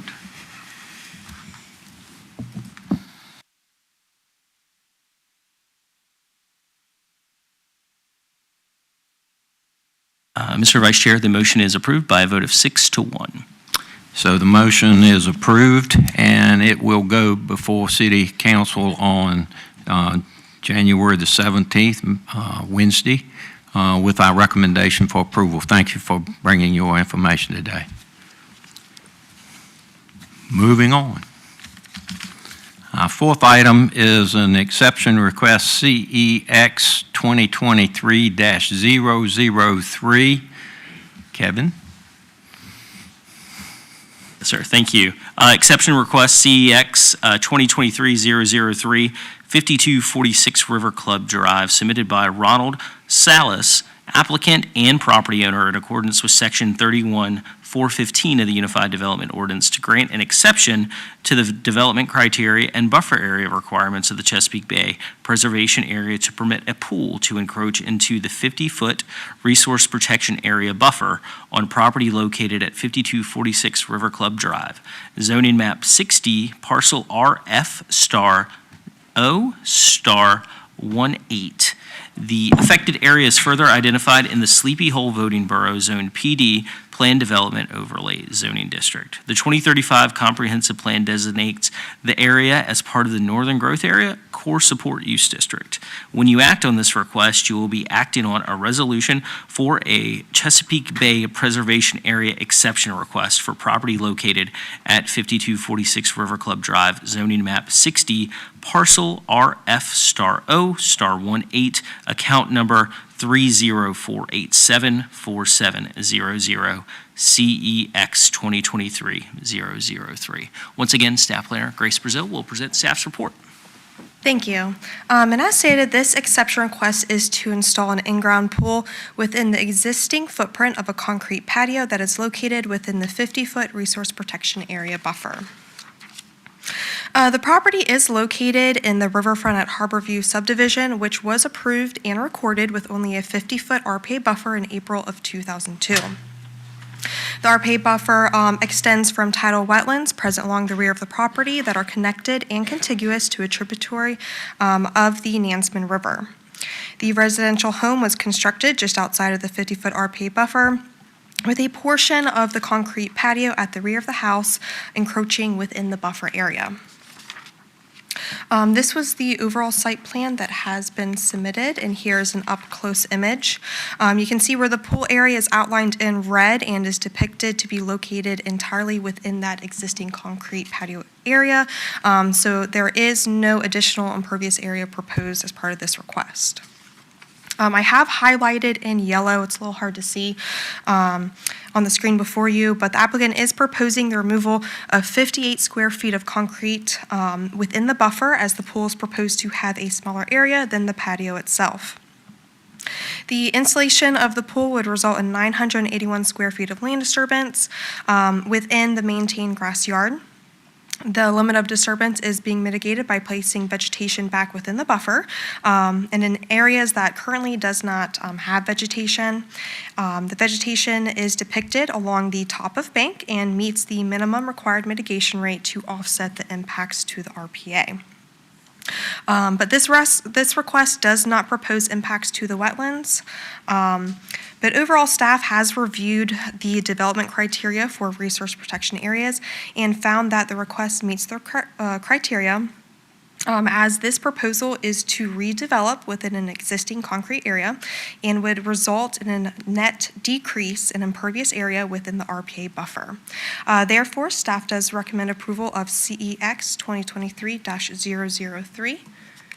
And then I also provided some images that the applicant had submitted, just for a visual of where the pool will be placed. But that does conclude my presentation, and I am available to answer any questions following the public hearing. Thank you. Thank you, Grace. We will now open the public hearing. Who would like to come forward to speak in favor of this item?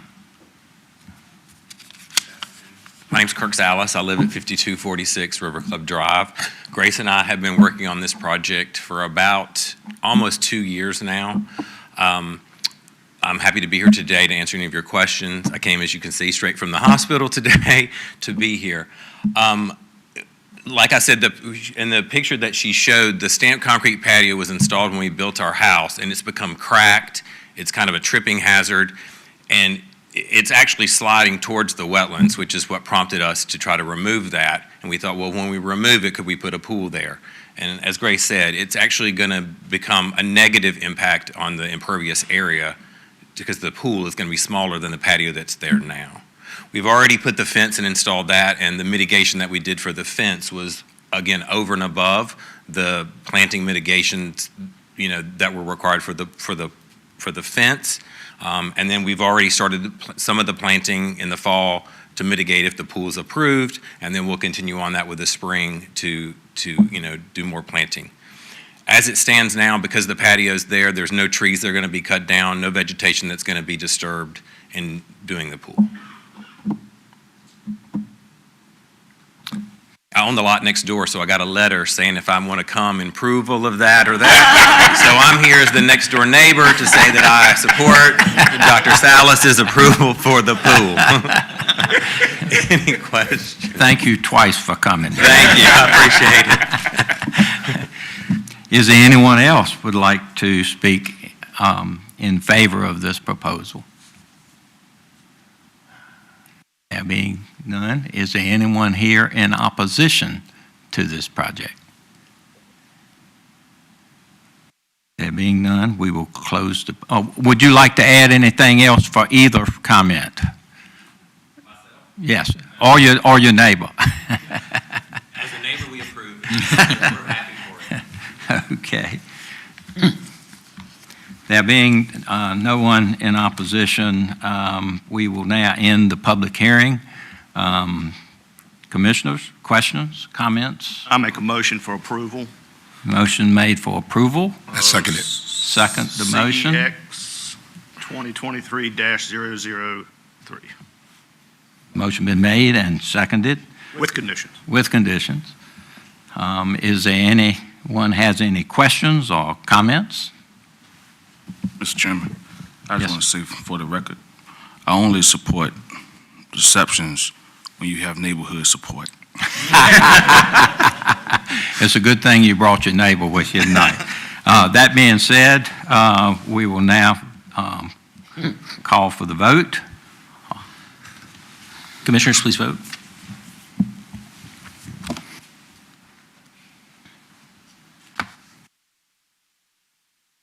Mr. Vice Chair, the motion is approved by a vote of 6-1.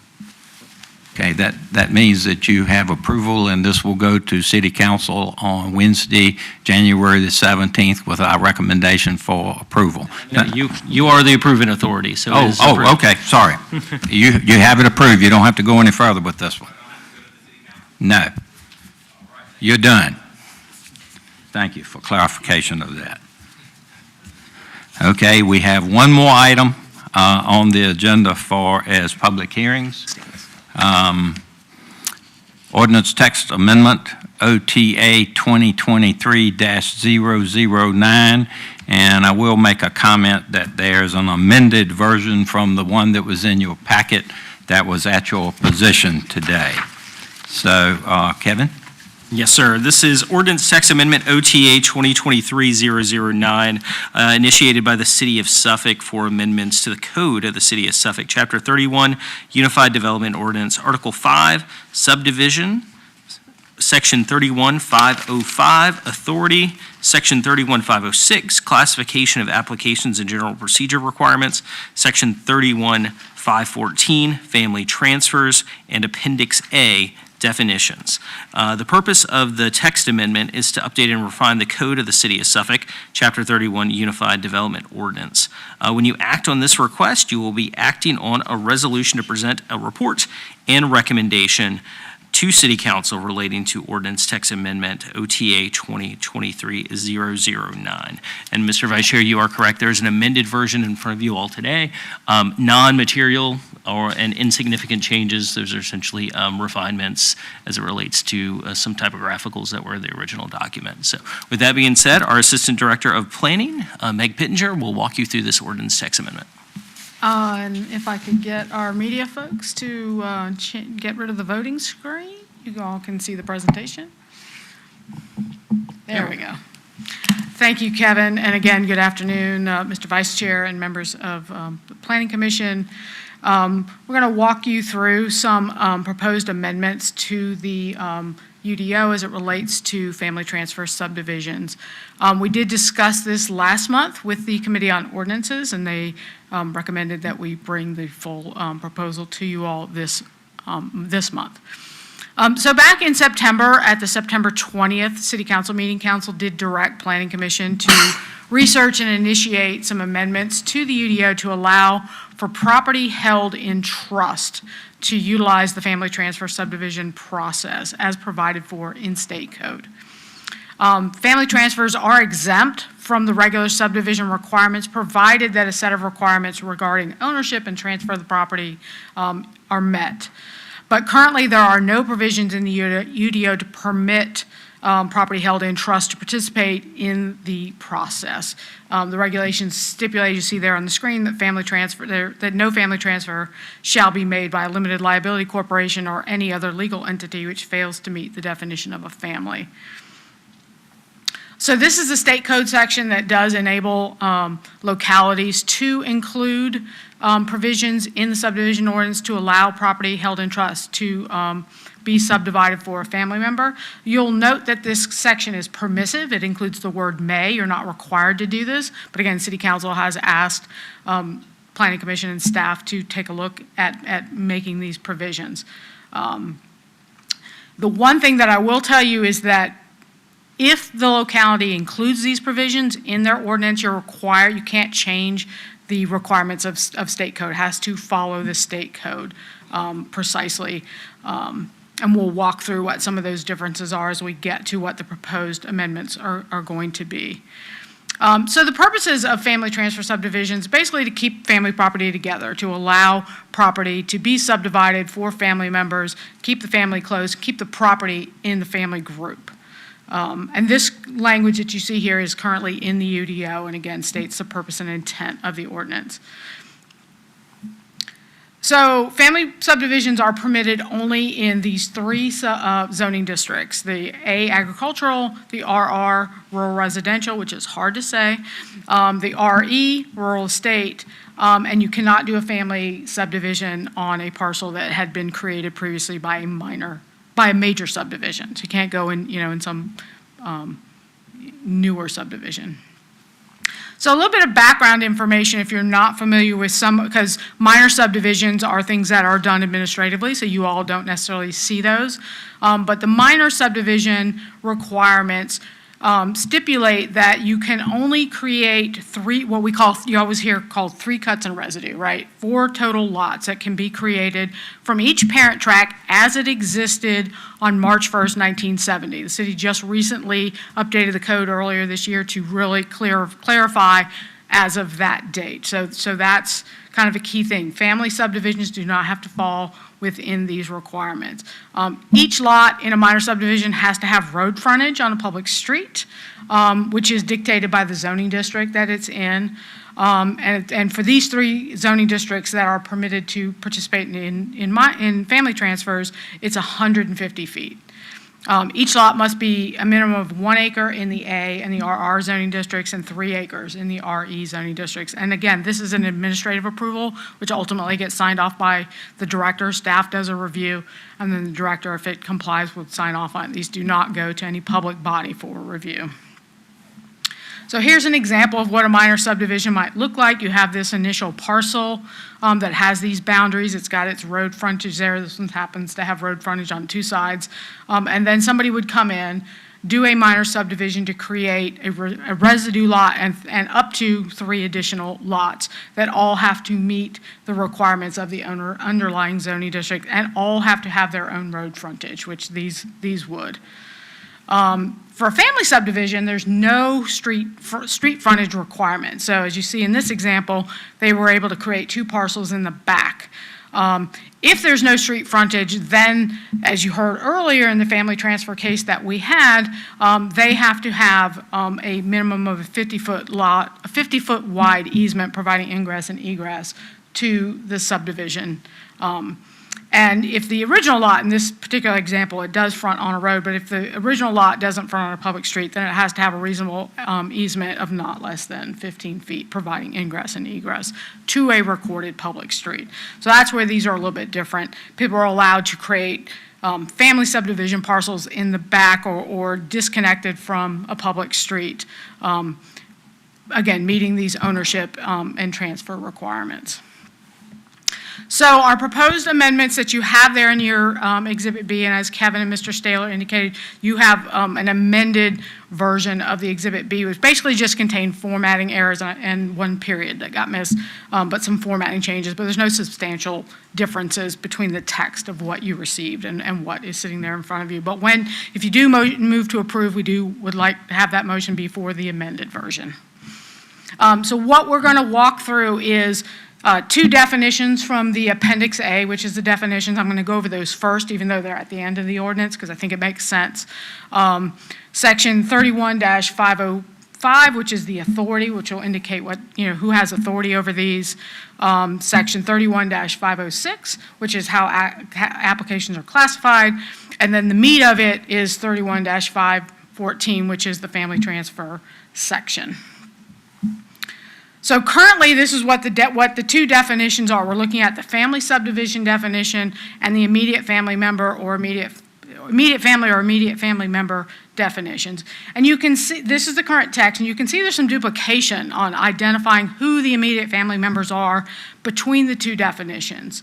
So in our proposed changes, and as I walk through the proposed amendments, you'll see on these slides, even though everything is black on your Exhibit B there, I've got blue underline for the added text and red strike through of the deleted text, just to make it a little bit clearer for you to kind of see, what the changes are.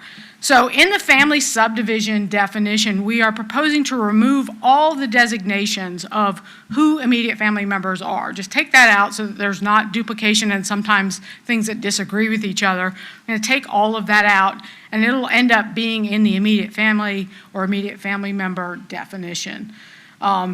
This is clarifying in the immediate family member definition. We are clarifying that the immediate family member has to be a person, because that is not clarified in the current ordinance. We want to make sure that it has to be a person. We're adding stepchild per state code. That is not currently in the EDO, so we're adding stepchild per state code. We are still proposing to exclude aunts and uncles and nieces and nephew as the current code states. You will see when we get to the family, the property held in trust, that there will be a situation where aunts and uncles and nieces could participate as being a member of as being a relative of someone in the trust. So in section 505 here, these are minor changes. What we're doing is removing the word transfer. I think the word transfer kind of confuses everybody anyway. So just removing that word transfer. It'll just say for family subdivisions. Everybody's going to have to start changing their terminology. These will be called family subdivisions instead of family transfers. And updating the state code reference. So that's the only change there, just very minor things. This is section 506, or part of section 506. And again, in this section, subsection C here, we are just removing the word transfers and adding the word subdivision. Just a note, you'll see in this minor, because this all falls under minor subdivisions, if you were creating more than 4 lots, that would be classified as a major subdivision, which is a different sort of thing. So here's the bulk of the changes, and it looks like a lot because we're deleting a bunch of text, but then adding it back later on in the text amendment. So in this, we're going to, again, change the section title, removing the word transfers, adding the word subdivision. So the title will now be family subdivision. And we're adding this subsection C, which basically is just a title that will include provisions that do apply to all family subdivisions, ones that are for property held by an individual and ones that are held for property held by a trust, okay? So that is creating this new subsection C here. Updating the state code references again, and deleting an unnecessary section at the end of this particular paragraph. So all of this text here, again, it's red strike through, so this means it's all being deleted. Because again, we're going to re-add most of this back in the end. We're going to create a new section for property held by individuals, which will be in subsection D. We are not adding back the language about if you establish your primary domicile, and I'll talk about why that is in a minute. So again, this is more deleted text. We're going to reinsert all of this except for this subsection 3C here, back when we get to subsection D. One of the reasons is we want, so because Suffolk is a fast-growing locality, we are able to modify the process for family subdivisions held by property held by an individual. We can't do that, as I mentioned before. For property held by trust, we can't do that. But because we're a fast-growing locality, we can do that for property held by an individual. But in order to keep those, if we were to become a not fasting locality, which could happen in the future, we'd have to amend all of this language to be in line with the property held by trust. This kind of just makes that process easier, that we wouldn't have to change this.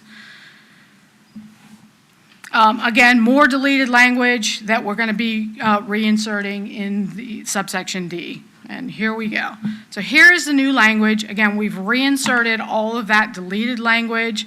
And this is subsection D here is for property owned by an individual, okay? We'll get to the trust, that'll be subsection E, but this is for property held by an individual. We are keeping the 3-year holding period.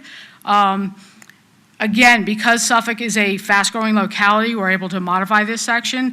This section of state code that relates to other property requires actually a 15-year holding period. So if we become, again, a non-fast-growing locality, we'd have to add that all back and make it be a 15-year holding period. So we're keeping that in this section.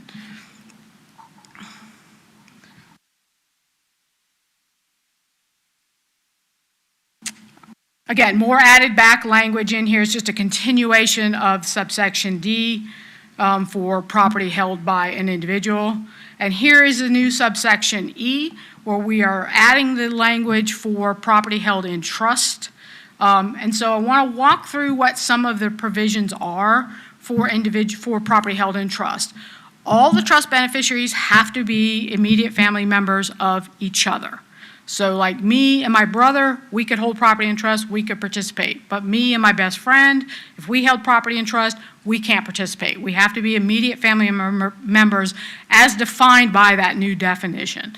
Stepchild, spouse, brother, sister, grandparents, those sort of things. All trust beneficiaries must agree in writing that the property should be subdivided. So you're gonna have to if you are not talking to your brother and he doesn't want to sign, you don't get to do it, okay? And we know how families go. So that's an important part, that they all have to agree in writing. So you got this trust of 10 family members, can't track them down, Uncle Joe who's in Kansas. Again, you can't do that.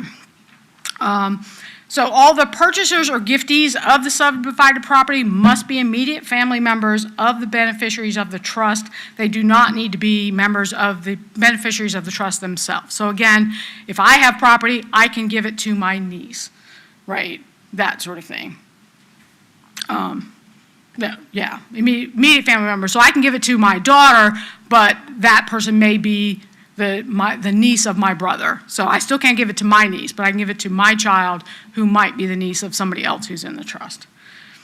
And then one of the bigger differences between this for property held in trust and property held by an individual, for individuals you have to hold it for 10 years after you transfer it. For property held in trust, the requirement will be 15 years. And again, that is in line with that state code section that we can't change. So if this goes forward, they have to agree, and that has to be part of the deed restriction, that they cannot transfer it to a non-family member for 15 years as opposed to 10.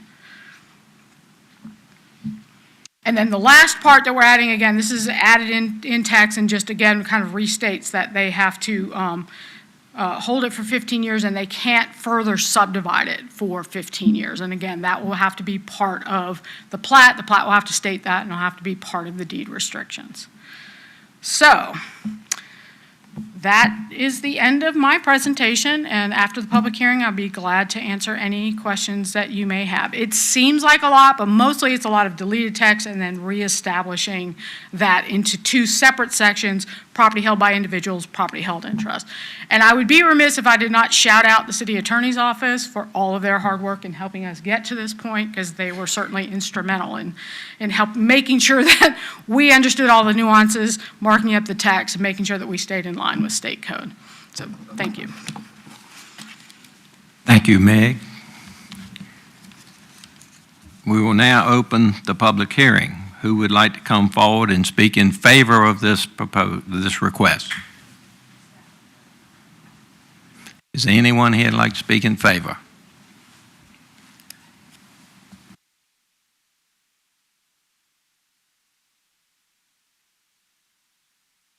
William Savage, 2413 Joshua Lane.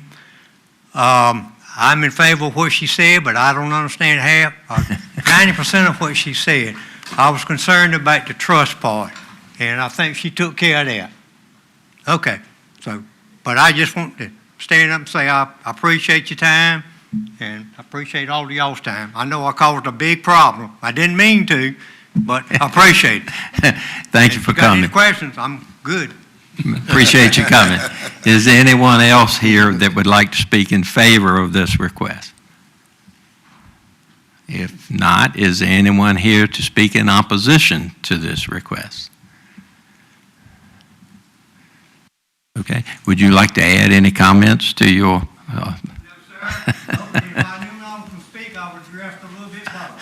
You were wonderful. You were fine.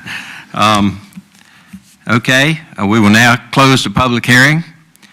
Commissioners, questions, comments, or motion? I'd just like to comment that removing transfer is going to be a help. And just as a realtor, having to explain that to clients, they don't get it. So that was a good move. If anything else, a little went over my head, but yeah. Anyone else have any questions or a motion? Or comments? Make a motion to approve while I'm talking. As the amended? Yes, the Yes, as amended. okay. All right, we have a motion. Is there a second? Second. And the motion has been seconded. Are there any questions? If not so, we'll call for the vote. Commissioners, please vote.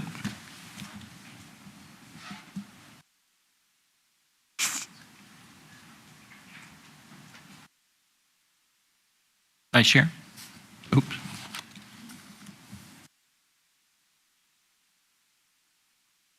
Mr. Vice Chair, the motion is approved by a vote of 7-0.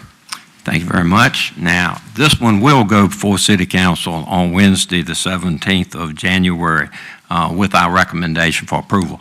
And I would like to add that many thanks, Meg, and all of the members of the staff that worked on this, because we've been banging this around for a number of months, and we looked at it a couple of times in the ordinance committee, and this is something that's needed. Will clarify a whole lot, thanks to the city attorney also, because it's difficult to read this stuff and not get a little bit confused. That will end our public meetings. We will now move on. Does anyone have any old business? There being none, we'll move into new business. And Kevin, I will give it to you for the presentation on the capital improvement plan. Yes, sir.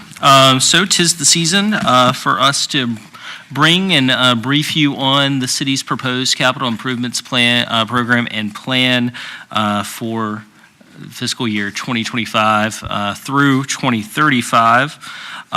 So we are fortunate enough to have with us today the Interim Director of Budget and Strategic Planning, Charles Meek, who will walk you through the proposed CIP in preparation of a proposed public hearing on this very item at your January meeting.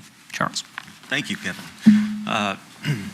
Vice Chair Staylor, members of the Planning Commission, as Kevin indicated, I will be giving you an overview of the proposed fiscal year 2025-2034 capital improvements program and plan. The focus today is going to be primarily on the first 5 years of the plan. Also with me today are directors and staff from various city departments that have projects in the proposed CI plan.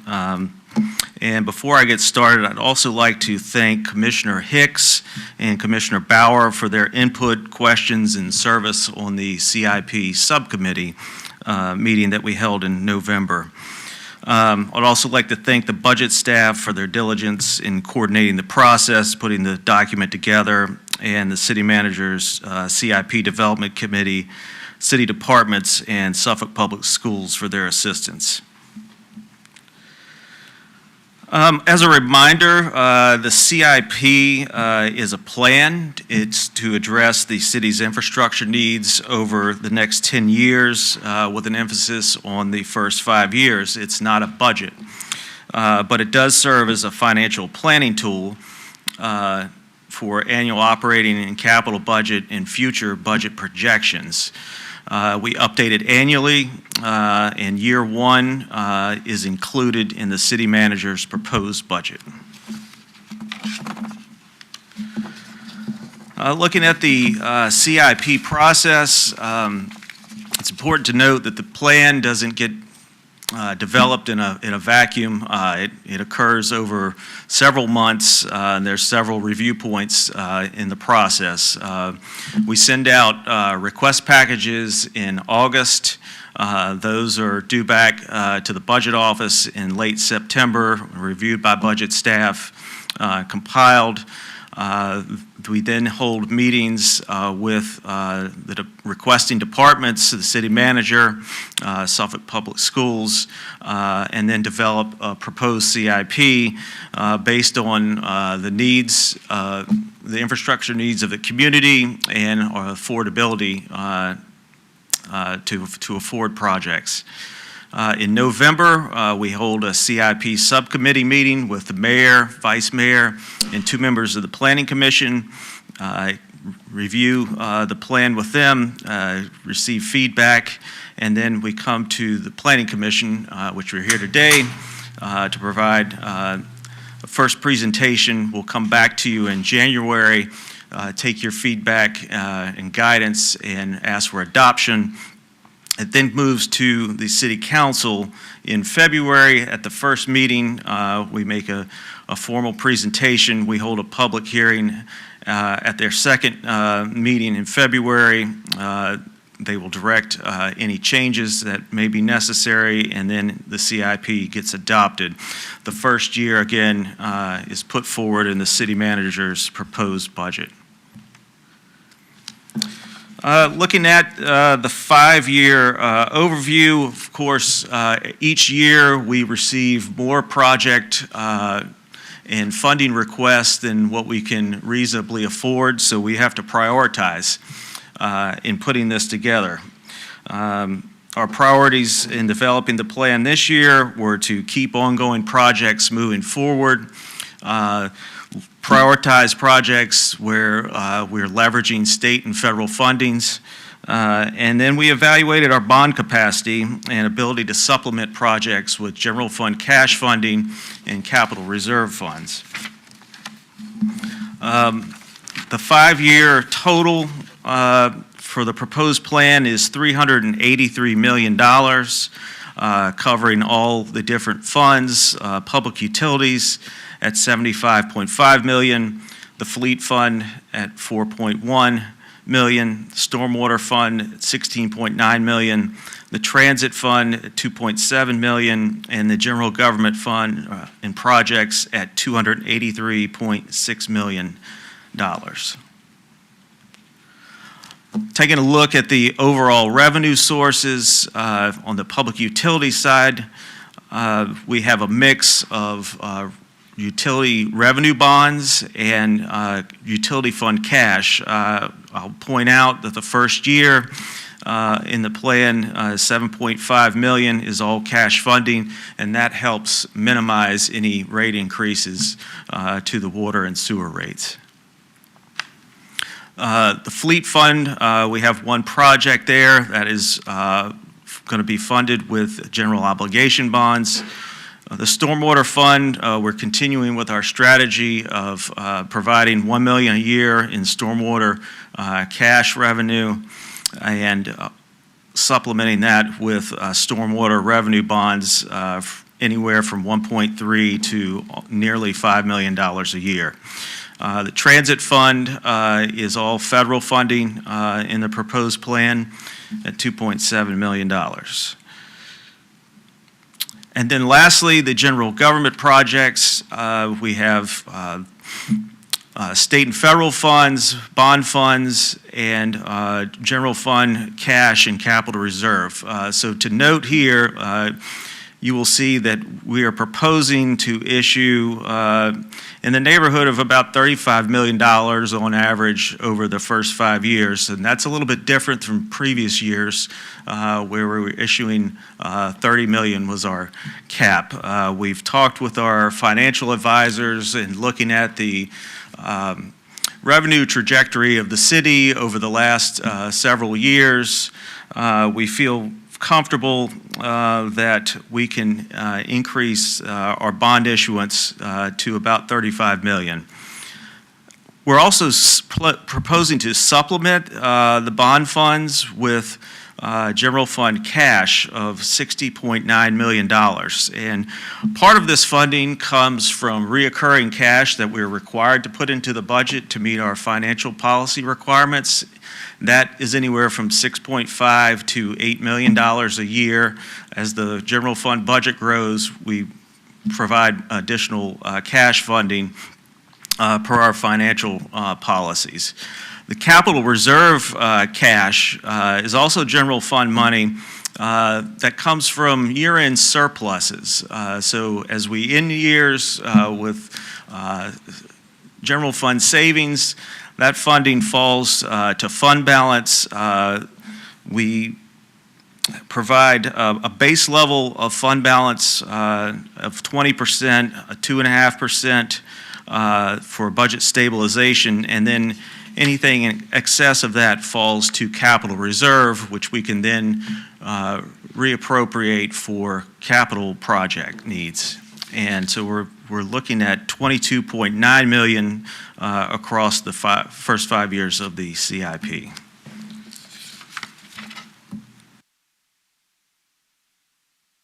Looking at the 5-year expenditures in terms of service areas, and this includes all revenue sources. Public school projects make up 31% of the funding, transportation at 30%, public safety 14%, public buildings at 11%, parks and recreation 9%, village neighborhoods and downtown at 5%.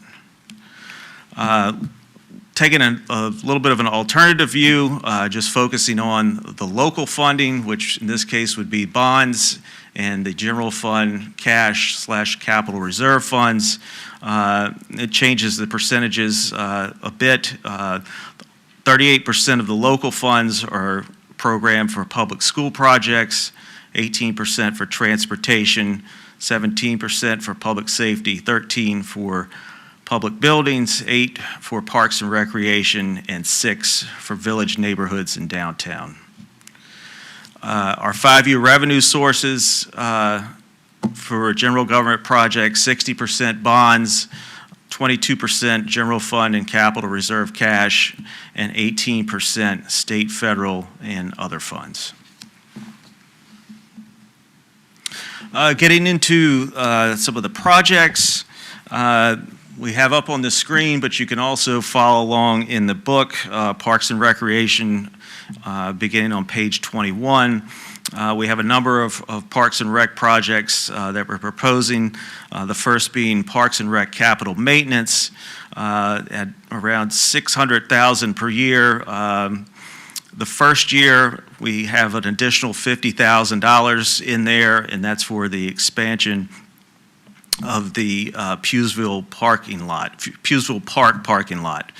And then in FY28, we have some additional funding built in for ball field lighting at the Holland ball fields.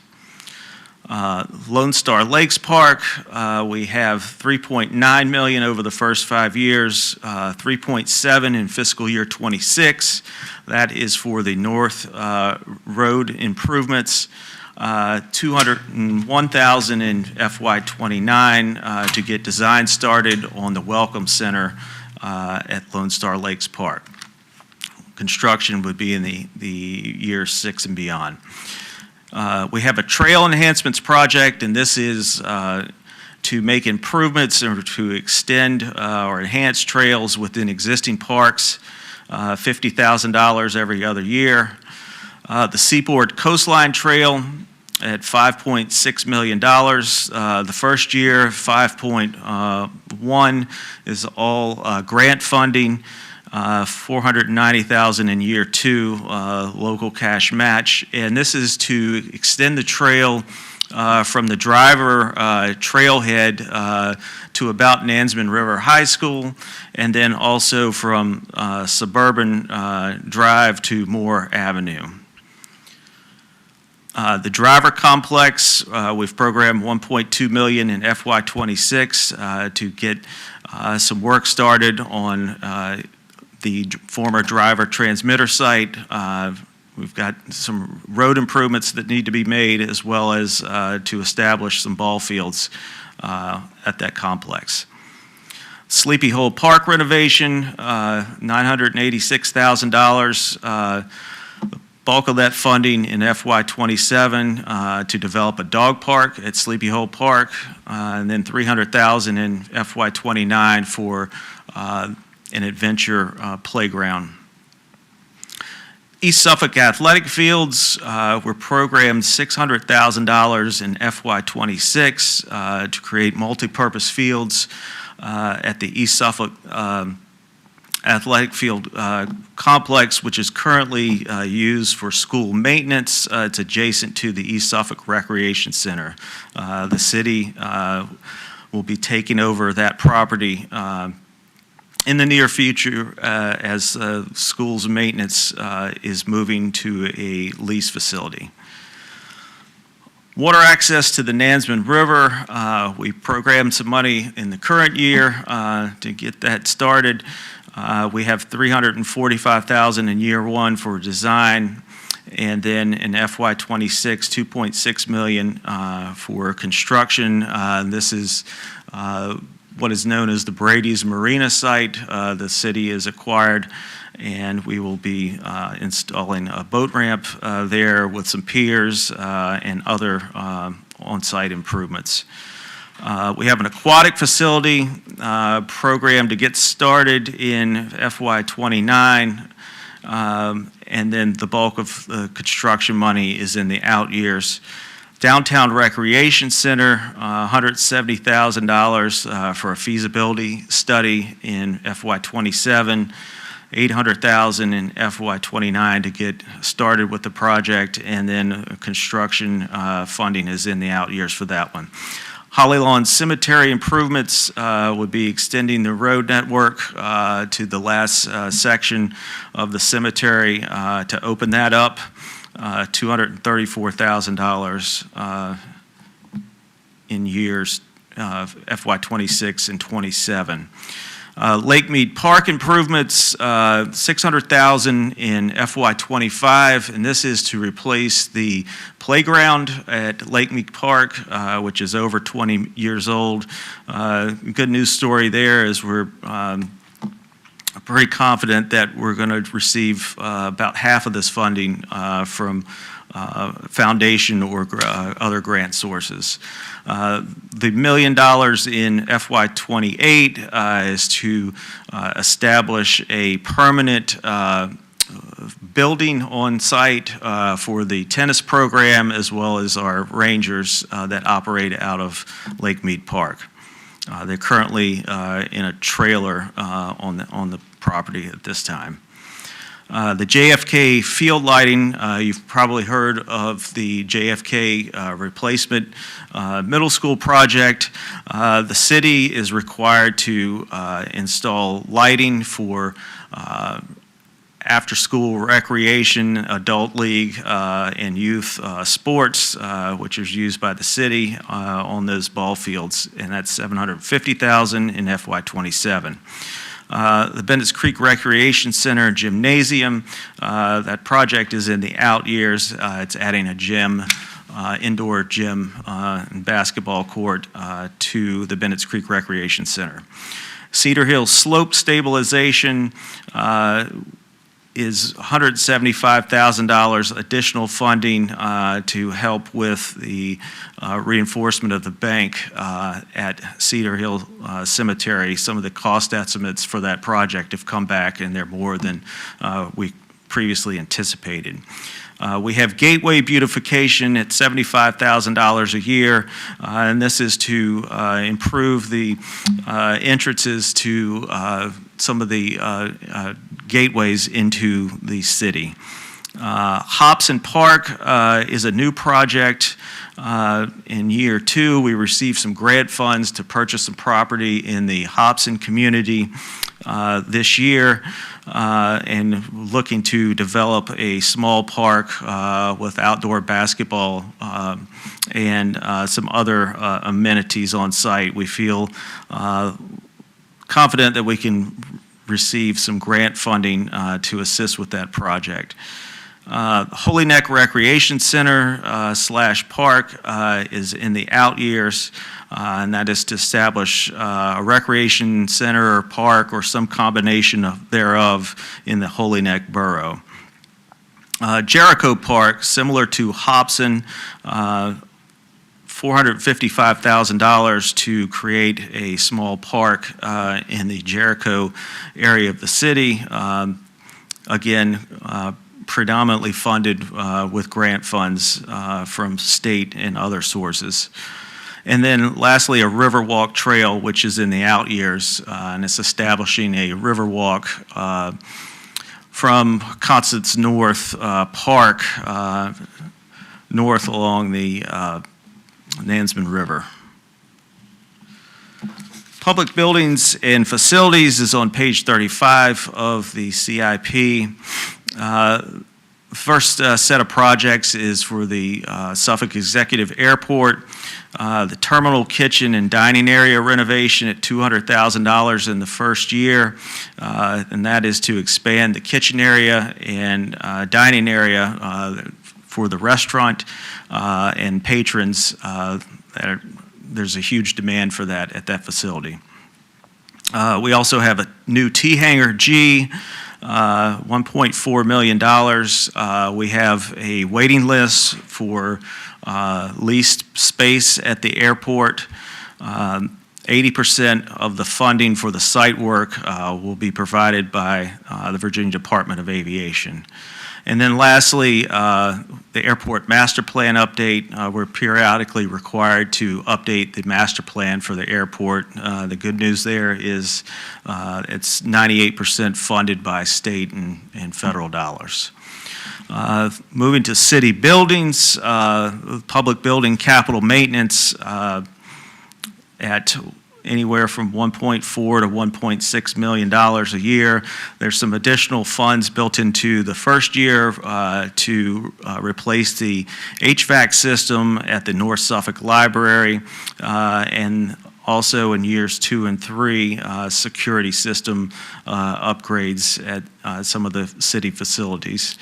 The Godwin Courts building improvements. The courts building is over 20 years old.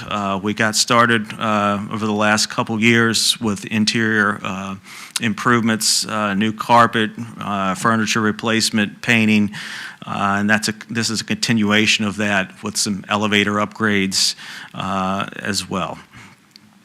The Human Resources Building Renovation School Administration Project in fiscal years 27 and 28. This is to renovate the old Social Services Building, which is adjacent to this building across the street, to move the school administration offices out of their lease facility that they're currently in, and that is estimated at $15 million. Access road for Joint Operations Training Complex on Carolina Road. This is a continuation of funding for this project to build a access road at the Carolina Road Public Works Complex, where we'll also be we have some future projects, a burn building for fire training, a police and fire training training building, as well as a new fleet facility. And so we need to build a road to those future sites. Municipal complex ravine stabilization, this goes hand in hand with the Human Resources Building School Administration project across the street. There's the steep ravine. It needs some stabilization, and we've got that programmed in fiscal year 28 to coincide with the HR building renovation project. And then lastly, the North Street parking lot improvements, $300,000. This is a small parking lot adjacent to the municipal building that's used by staff. It's to enhance the lighting, paving, and do some striping and more formalize that parking lot next to this building. Public safety projects. We have a number of fire apparatus replacements. First year, we have one fire engine replacement, and then in years 2 through 5, we're programming to replace 2 to 3 fire engines and/or specialty vehicles, which would be aerial platform trucks, tanker trucks, or some combination thereof. These apparatus serve in a frontline capacity for 15 years and in a reserve capacity for 5 years. And so the apparatus that are on the list here for replacement have reached or are reaching their end of life in service. Ambulance replacements, we've programmed 2 a year. These operate 5 years in frontline and 2 years in reserve capacity and are reaching their end of service life. We have a new ambulance programmed in fiscal year 26 that's shaded there in orange at $610,000 to go along with the Station 4 replacement project at Lake Kilby. We'll be adding a medic unit to that facility once it's completed. The Joint Public Safety Training Center, Nansman and Wilroy Road Fire Station, Carolina Road Fire Station, Pruden Boulevard, Route 460, Holland Road Fire Station, and breathing air systems are all programmed in the out years. Self-contained breathing apparatus, we're required to replace the breathing masks and apparatus that are used by firefighters every 10 years by fire standards. And so we've got $2.2 million programmed in fiscal year 28 to coincide with that time frame. Station 9 upgrades, formerly the Chuckatuck Volunteer Station, which the city took over a few years ago. That facility was built for a volunteer station. It needs some upgrades to the interior building systems, the bunk rooms, the kitchen, and needs some additional storage. We have $1.4 million programmed in fiscal year 26 for that. The Station 4 replacement, $8 million. We have some existing funding currently. We've got $1 million programmed in FY25 to assist with land acquisition, and then $2.5 in fiscal year 26 to get started with the design and site improvements, and then construction in FY27. Station 10, Bennett's Pasture renovations, $2.5 million in fiscal year 29. Again, updating of that facility in the driver area with some interior improvements and improvements to the building envelope.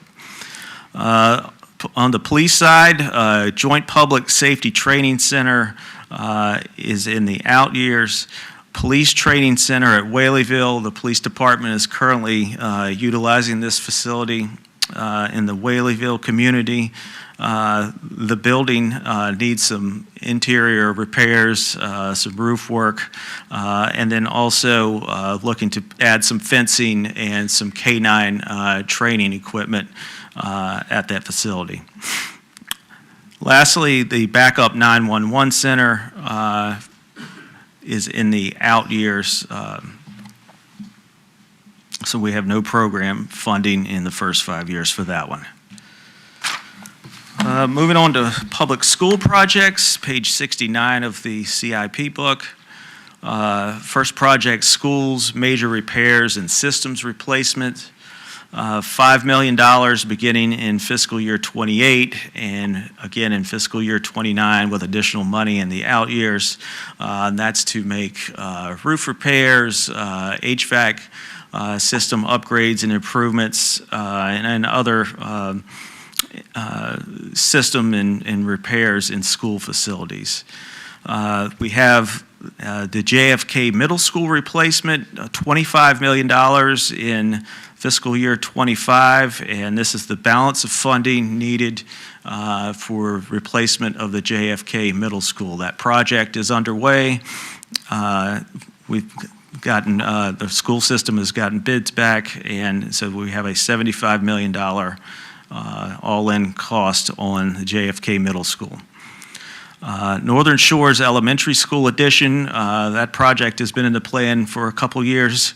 That's moved forward. We had $1.2 million approved this year to get some preliminary design started, and $3.5 million in fiscal year '25 and $11.3 million in fiscal year '26. And this is to build a additional two-story wing on Northern Shores Elementary to relieve overcrowding.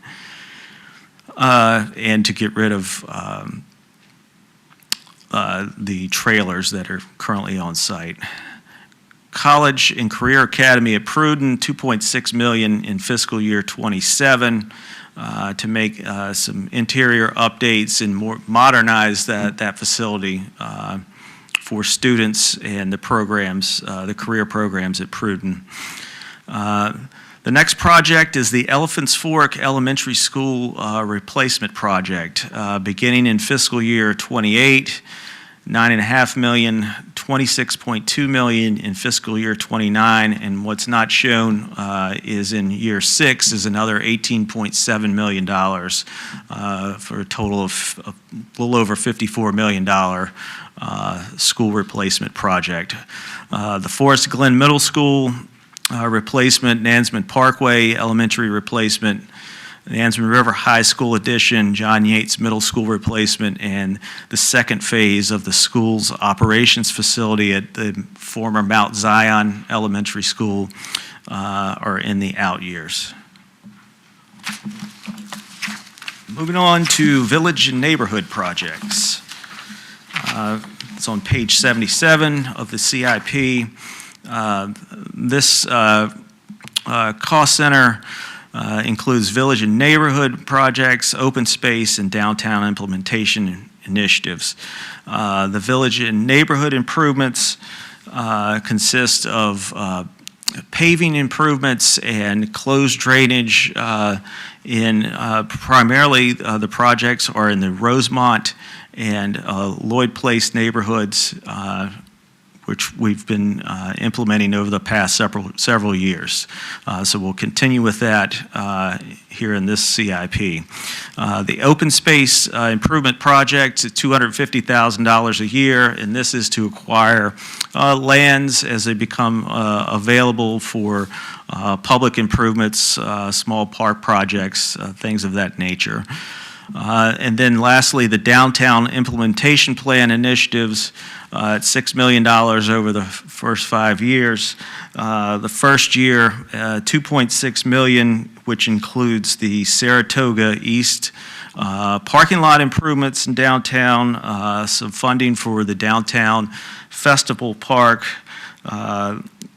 stabilization of the Phoenix Bank block and properties, and wayfinding improvements, and also some downtown gateway enhancements.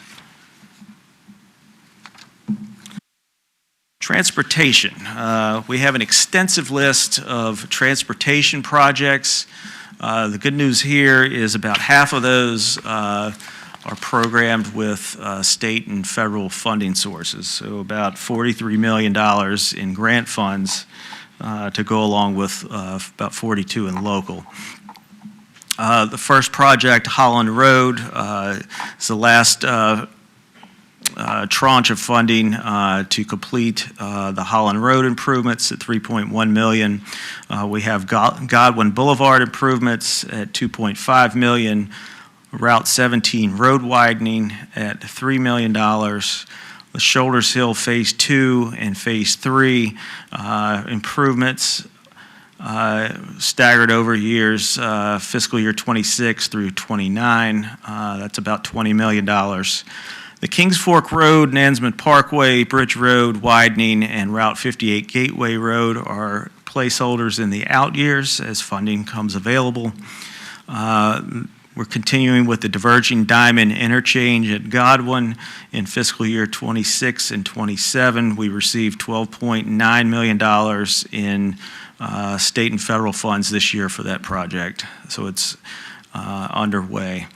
The East Constance Road, Wilroy Road intersection at $2.9 million, Wilroy Road in progress intersection at $2.5 million, Shoulders Hill and Pewsville intersection at $980,000, and then $555,000 for the Nansman Parkway Bennett's Pasture intersection, which is currently in progress with some utility work. We also have 2 more years of funding. These are federal funds towards the Shoulders Hill Road Route 17 intersection project, which is ongoing. We have channel dredging and waterway navigation. The first year, $600,000 is a maintenance dredge project of the Bennett's Creek Channel, and then $1.2 million in fiscal year 28. And this would cover another maintenance dredge at Bennett's Creek and perhaps at Nansman River at the Brady's location. Kimberly Bridge reconstruction project is in the out years. We have rail crossing improvements to replace paneling on railroad crossings and other improvements at $495,000. Miscellaneous road improvements, this project is primarily to install new curbing where there's wooden curb cuts in older sections of the city, or to extend sidewalks to link up with missing sections. We have the relocation of the Zone C Public Works Zone C headquarters from Lone Star Lakes at its current location at $4.8 million in fiscal year 27 to go along with some previous funding. Route 58 improvements, a Long Street to Holland bypass at $1.4 million. Updating citywide signal systems at $910,000 in fiscal year 29. We've got programmed in $250,000 in federal funding that may come available for electric car charging stations. The Town Point sidewalk is a project that's been in the plan for a few years and has advanced forward at $1.3 million. This is in the Pewsville area of the city. We have some feasibility studies or engineering studies for the North Suffolk connector and Carolina Road connector in the first 5 years. The construction funding for those projects is showing in the out years. Route 460 improvements, $1 million was approved in the current year. Bulk of that money is in the out years as a placeholder for some state funding that we believe is going to come available. Kings Highway Bridge, placeholder there for the replacement of the Kings Highway Bridge, $8 million in FY 28, and then some additional funding in the out years if some grants were to become available for that. The Pitch Kettle Road realignment, an additional $6 million to finalize and complete that project. We have $485,000 in fiscal year 29 for an Amtrak study, $10.4 million for the Bridge Road College Drive left turn lane enhancements, and then Suburban Drive, Plummer Boulevard, Wilroy Road, South Key, O'Kelly, Route 58, ITS sensors, and the Hosier Road improvements are all in the out years. We have $665,000 for citywide guardrail project. That is federal funding. And then Ironside Drive extension at the point at Harborview. This is some sidewalk and street work in North Suffolk in the Route 17 taxing district to help facilitate commercial and entertainment type development at the point at Harborview. And then lastly, Whaleyville Liberty Springs Road improvements and Route 10 Kings Highway Road improvements we have showing in the out years for transportation. We have one fleet project. It's the replacement of our fleet facility, which is out off of Kenyon Road. Looking to move that to the Carolina Road Public Works Complex. $300,000 to get some preliminary design work started in fiscal year 26, bulk of the design in fiscal year 28, and then $10.3 million in the out years for construction. Transit, we have two projects. Transit Operations Facility, which will also go at the Carolina Road Public Works Complex, almost $1.9 million in federal funds. And then the College Drive bus pullout lane right near Kroger in North Suffolk, $871,000, which will also include, I believe, a shelter, a bus shelter, and that is also federal funding. Stormwater, we have a number of projects in stormwater, again funded with stormwater revenue bonds and $1 million a year in cash funding from stormwater. Citywide drainage improvements to improve nuisance flooding throughout certain spots in the city. Old Town, continuation of the Old Town drainage improvements, Oakland drainage improvements, Woodrow South Suffolk drainage, and that is a multi-phase project. First Avenue drainage, Sadler Heights neighborhood drainage improvements at $500,000. Downtown infrastructure improvements. This is similar to citywide, but more focused on downtown area. We have the Whaleyville Drainage Improvement Project getting started in fiscal year 29 and then extending into the out years. Wilkins Drive drainage improvements at $2 million. Continuation of the Jefferson Street drainage improvements at nearly $1.2 million. And then the Holland Village drainage improvements at $1.5 million. Looking at public utilities, we have our water source development, water treatment plant expansion, water distribution and transmission expansion, and water system upgrade project categories. The first 5 years for water source development and treatment plant expansion will include water source development charges in years 1 through 5, a groundwater permit renewal in years 2 and 3, the Reed's Ferry well rehab in year 3, fiscal year 27, Crumps Mill Pond Dam and impoundment improvements, and then in year 5, or year 3 and 5, is the surface water treatment plant expansion project.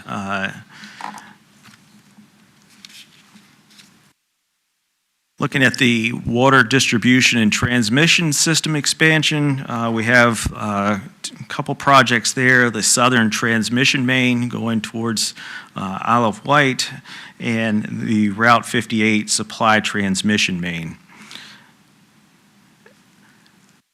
Water system upgrades include the County Street tank replacement, find and fix repairs, neighborhood replacements, and water service line replacements. Looking at the sewer projects, we have a maintenance operation and management program project, which is required by a federal consent order. pump station upgrades, and then miscellaneous extensions that may come available. So that was a lot we've gone through. The next steps in the process will be coming back to you at your January meeting, with a much briefer presentation. You'll have had time to digest the information. We'll take some time to review, and we'll ask for your adoption or any recommendations. And then again in February, the plan will move on to council for a presentation at the first meeting, public hearing, and then adoption at the second meeting. With that, it concludes my presentation. I have the directors available to try and answer any project detail questions you may have. Thank you. Thank you, Charles, and welcome to the hot seat. Thank you. I want to thank Anita and Ms. Bauer for serving on our subcommittee for this and putting your input and representing us on that. And I'm sure we will read through this in a lot more detail and come up with questions, but we'll open it up for anyone that has any questions at this point. As he stated, we've got department heads here. They're trying to hide in the back row, but they're there and we can see you. So if you got any questions, go for it. Anyone at this point? I wanted to say thank you for the opportunity to be on the subcommittee. You guys were all very patient. I know I asked a ton of questions that day. I don't know how we got it all slammed in like a few hours, but thank you so much. And it really has opened my eyes to what it takes to run a city. And I just appreciate everybody's time and patience. Thank you. Anyone else? I was going to wait until comments to make this statement. I'm not sure about you're saying to us, thank you for participating, because I don't know. I feel like the system is broken in the way that we participate. We go in November, was October, whatever the month was, and we sit and they come before us.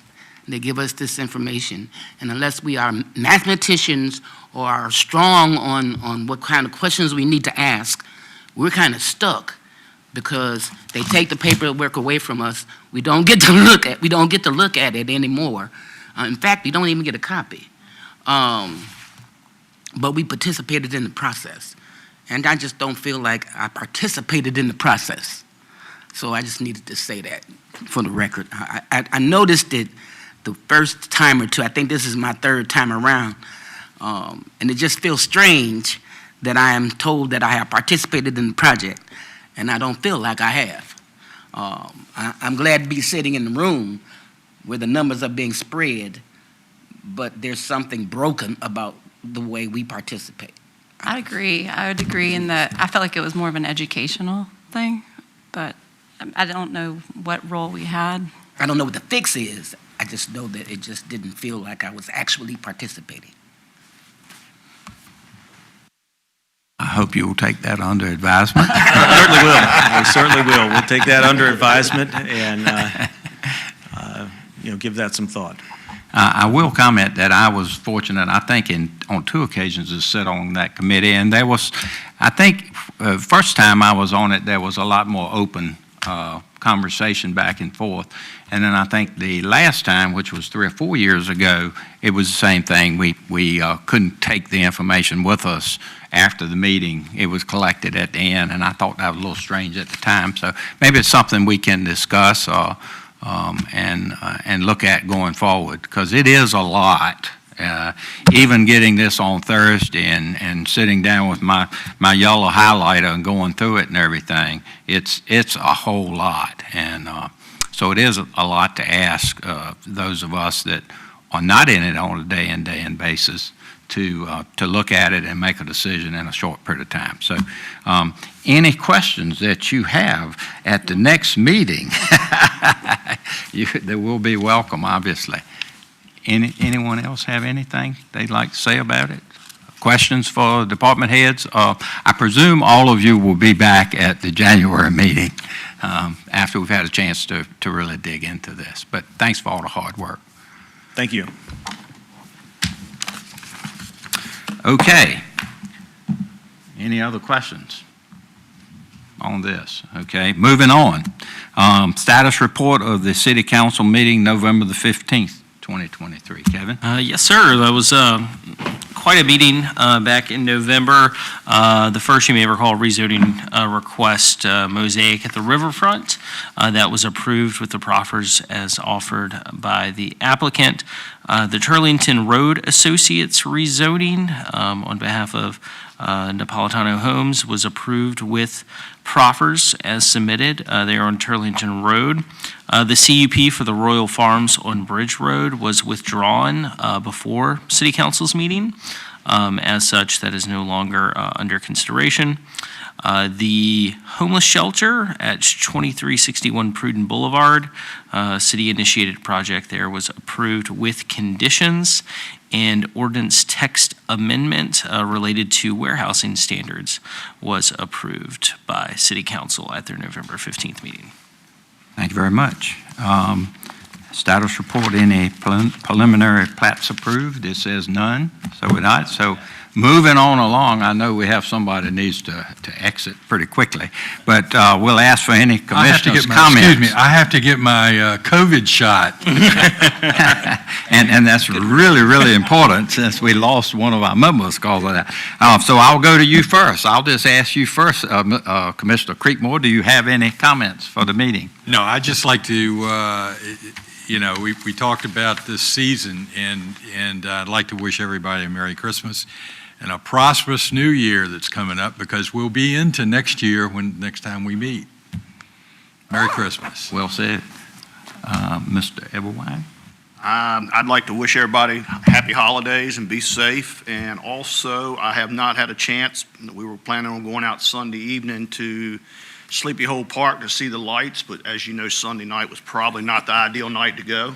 So when we get out of here tonight, I've been instructed we're going tonight. So. Oh, good. Oh, good. Anyway, if you guys get a chance, come out, because it's getting it's bigger and bigger every year, and I understand it's gotten bigger this year.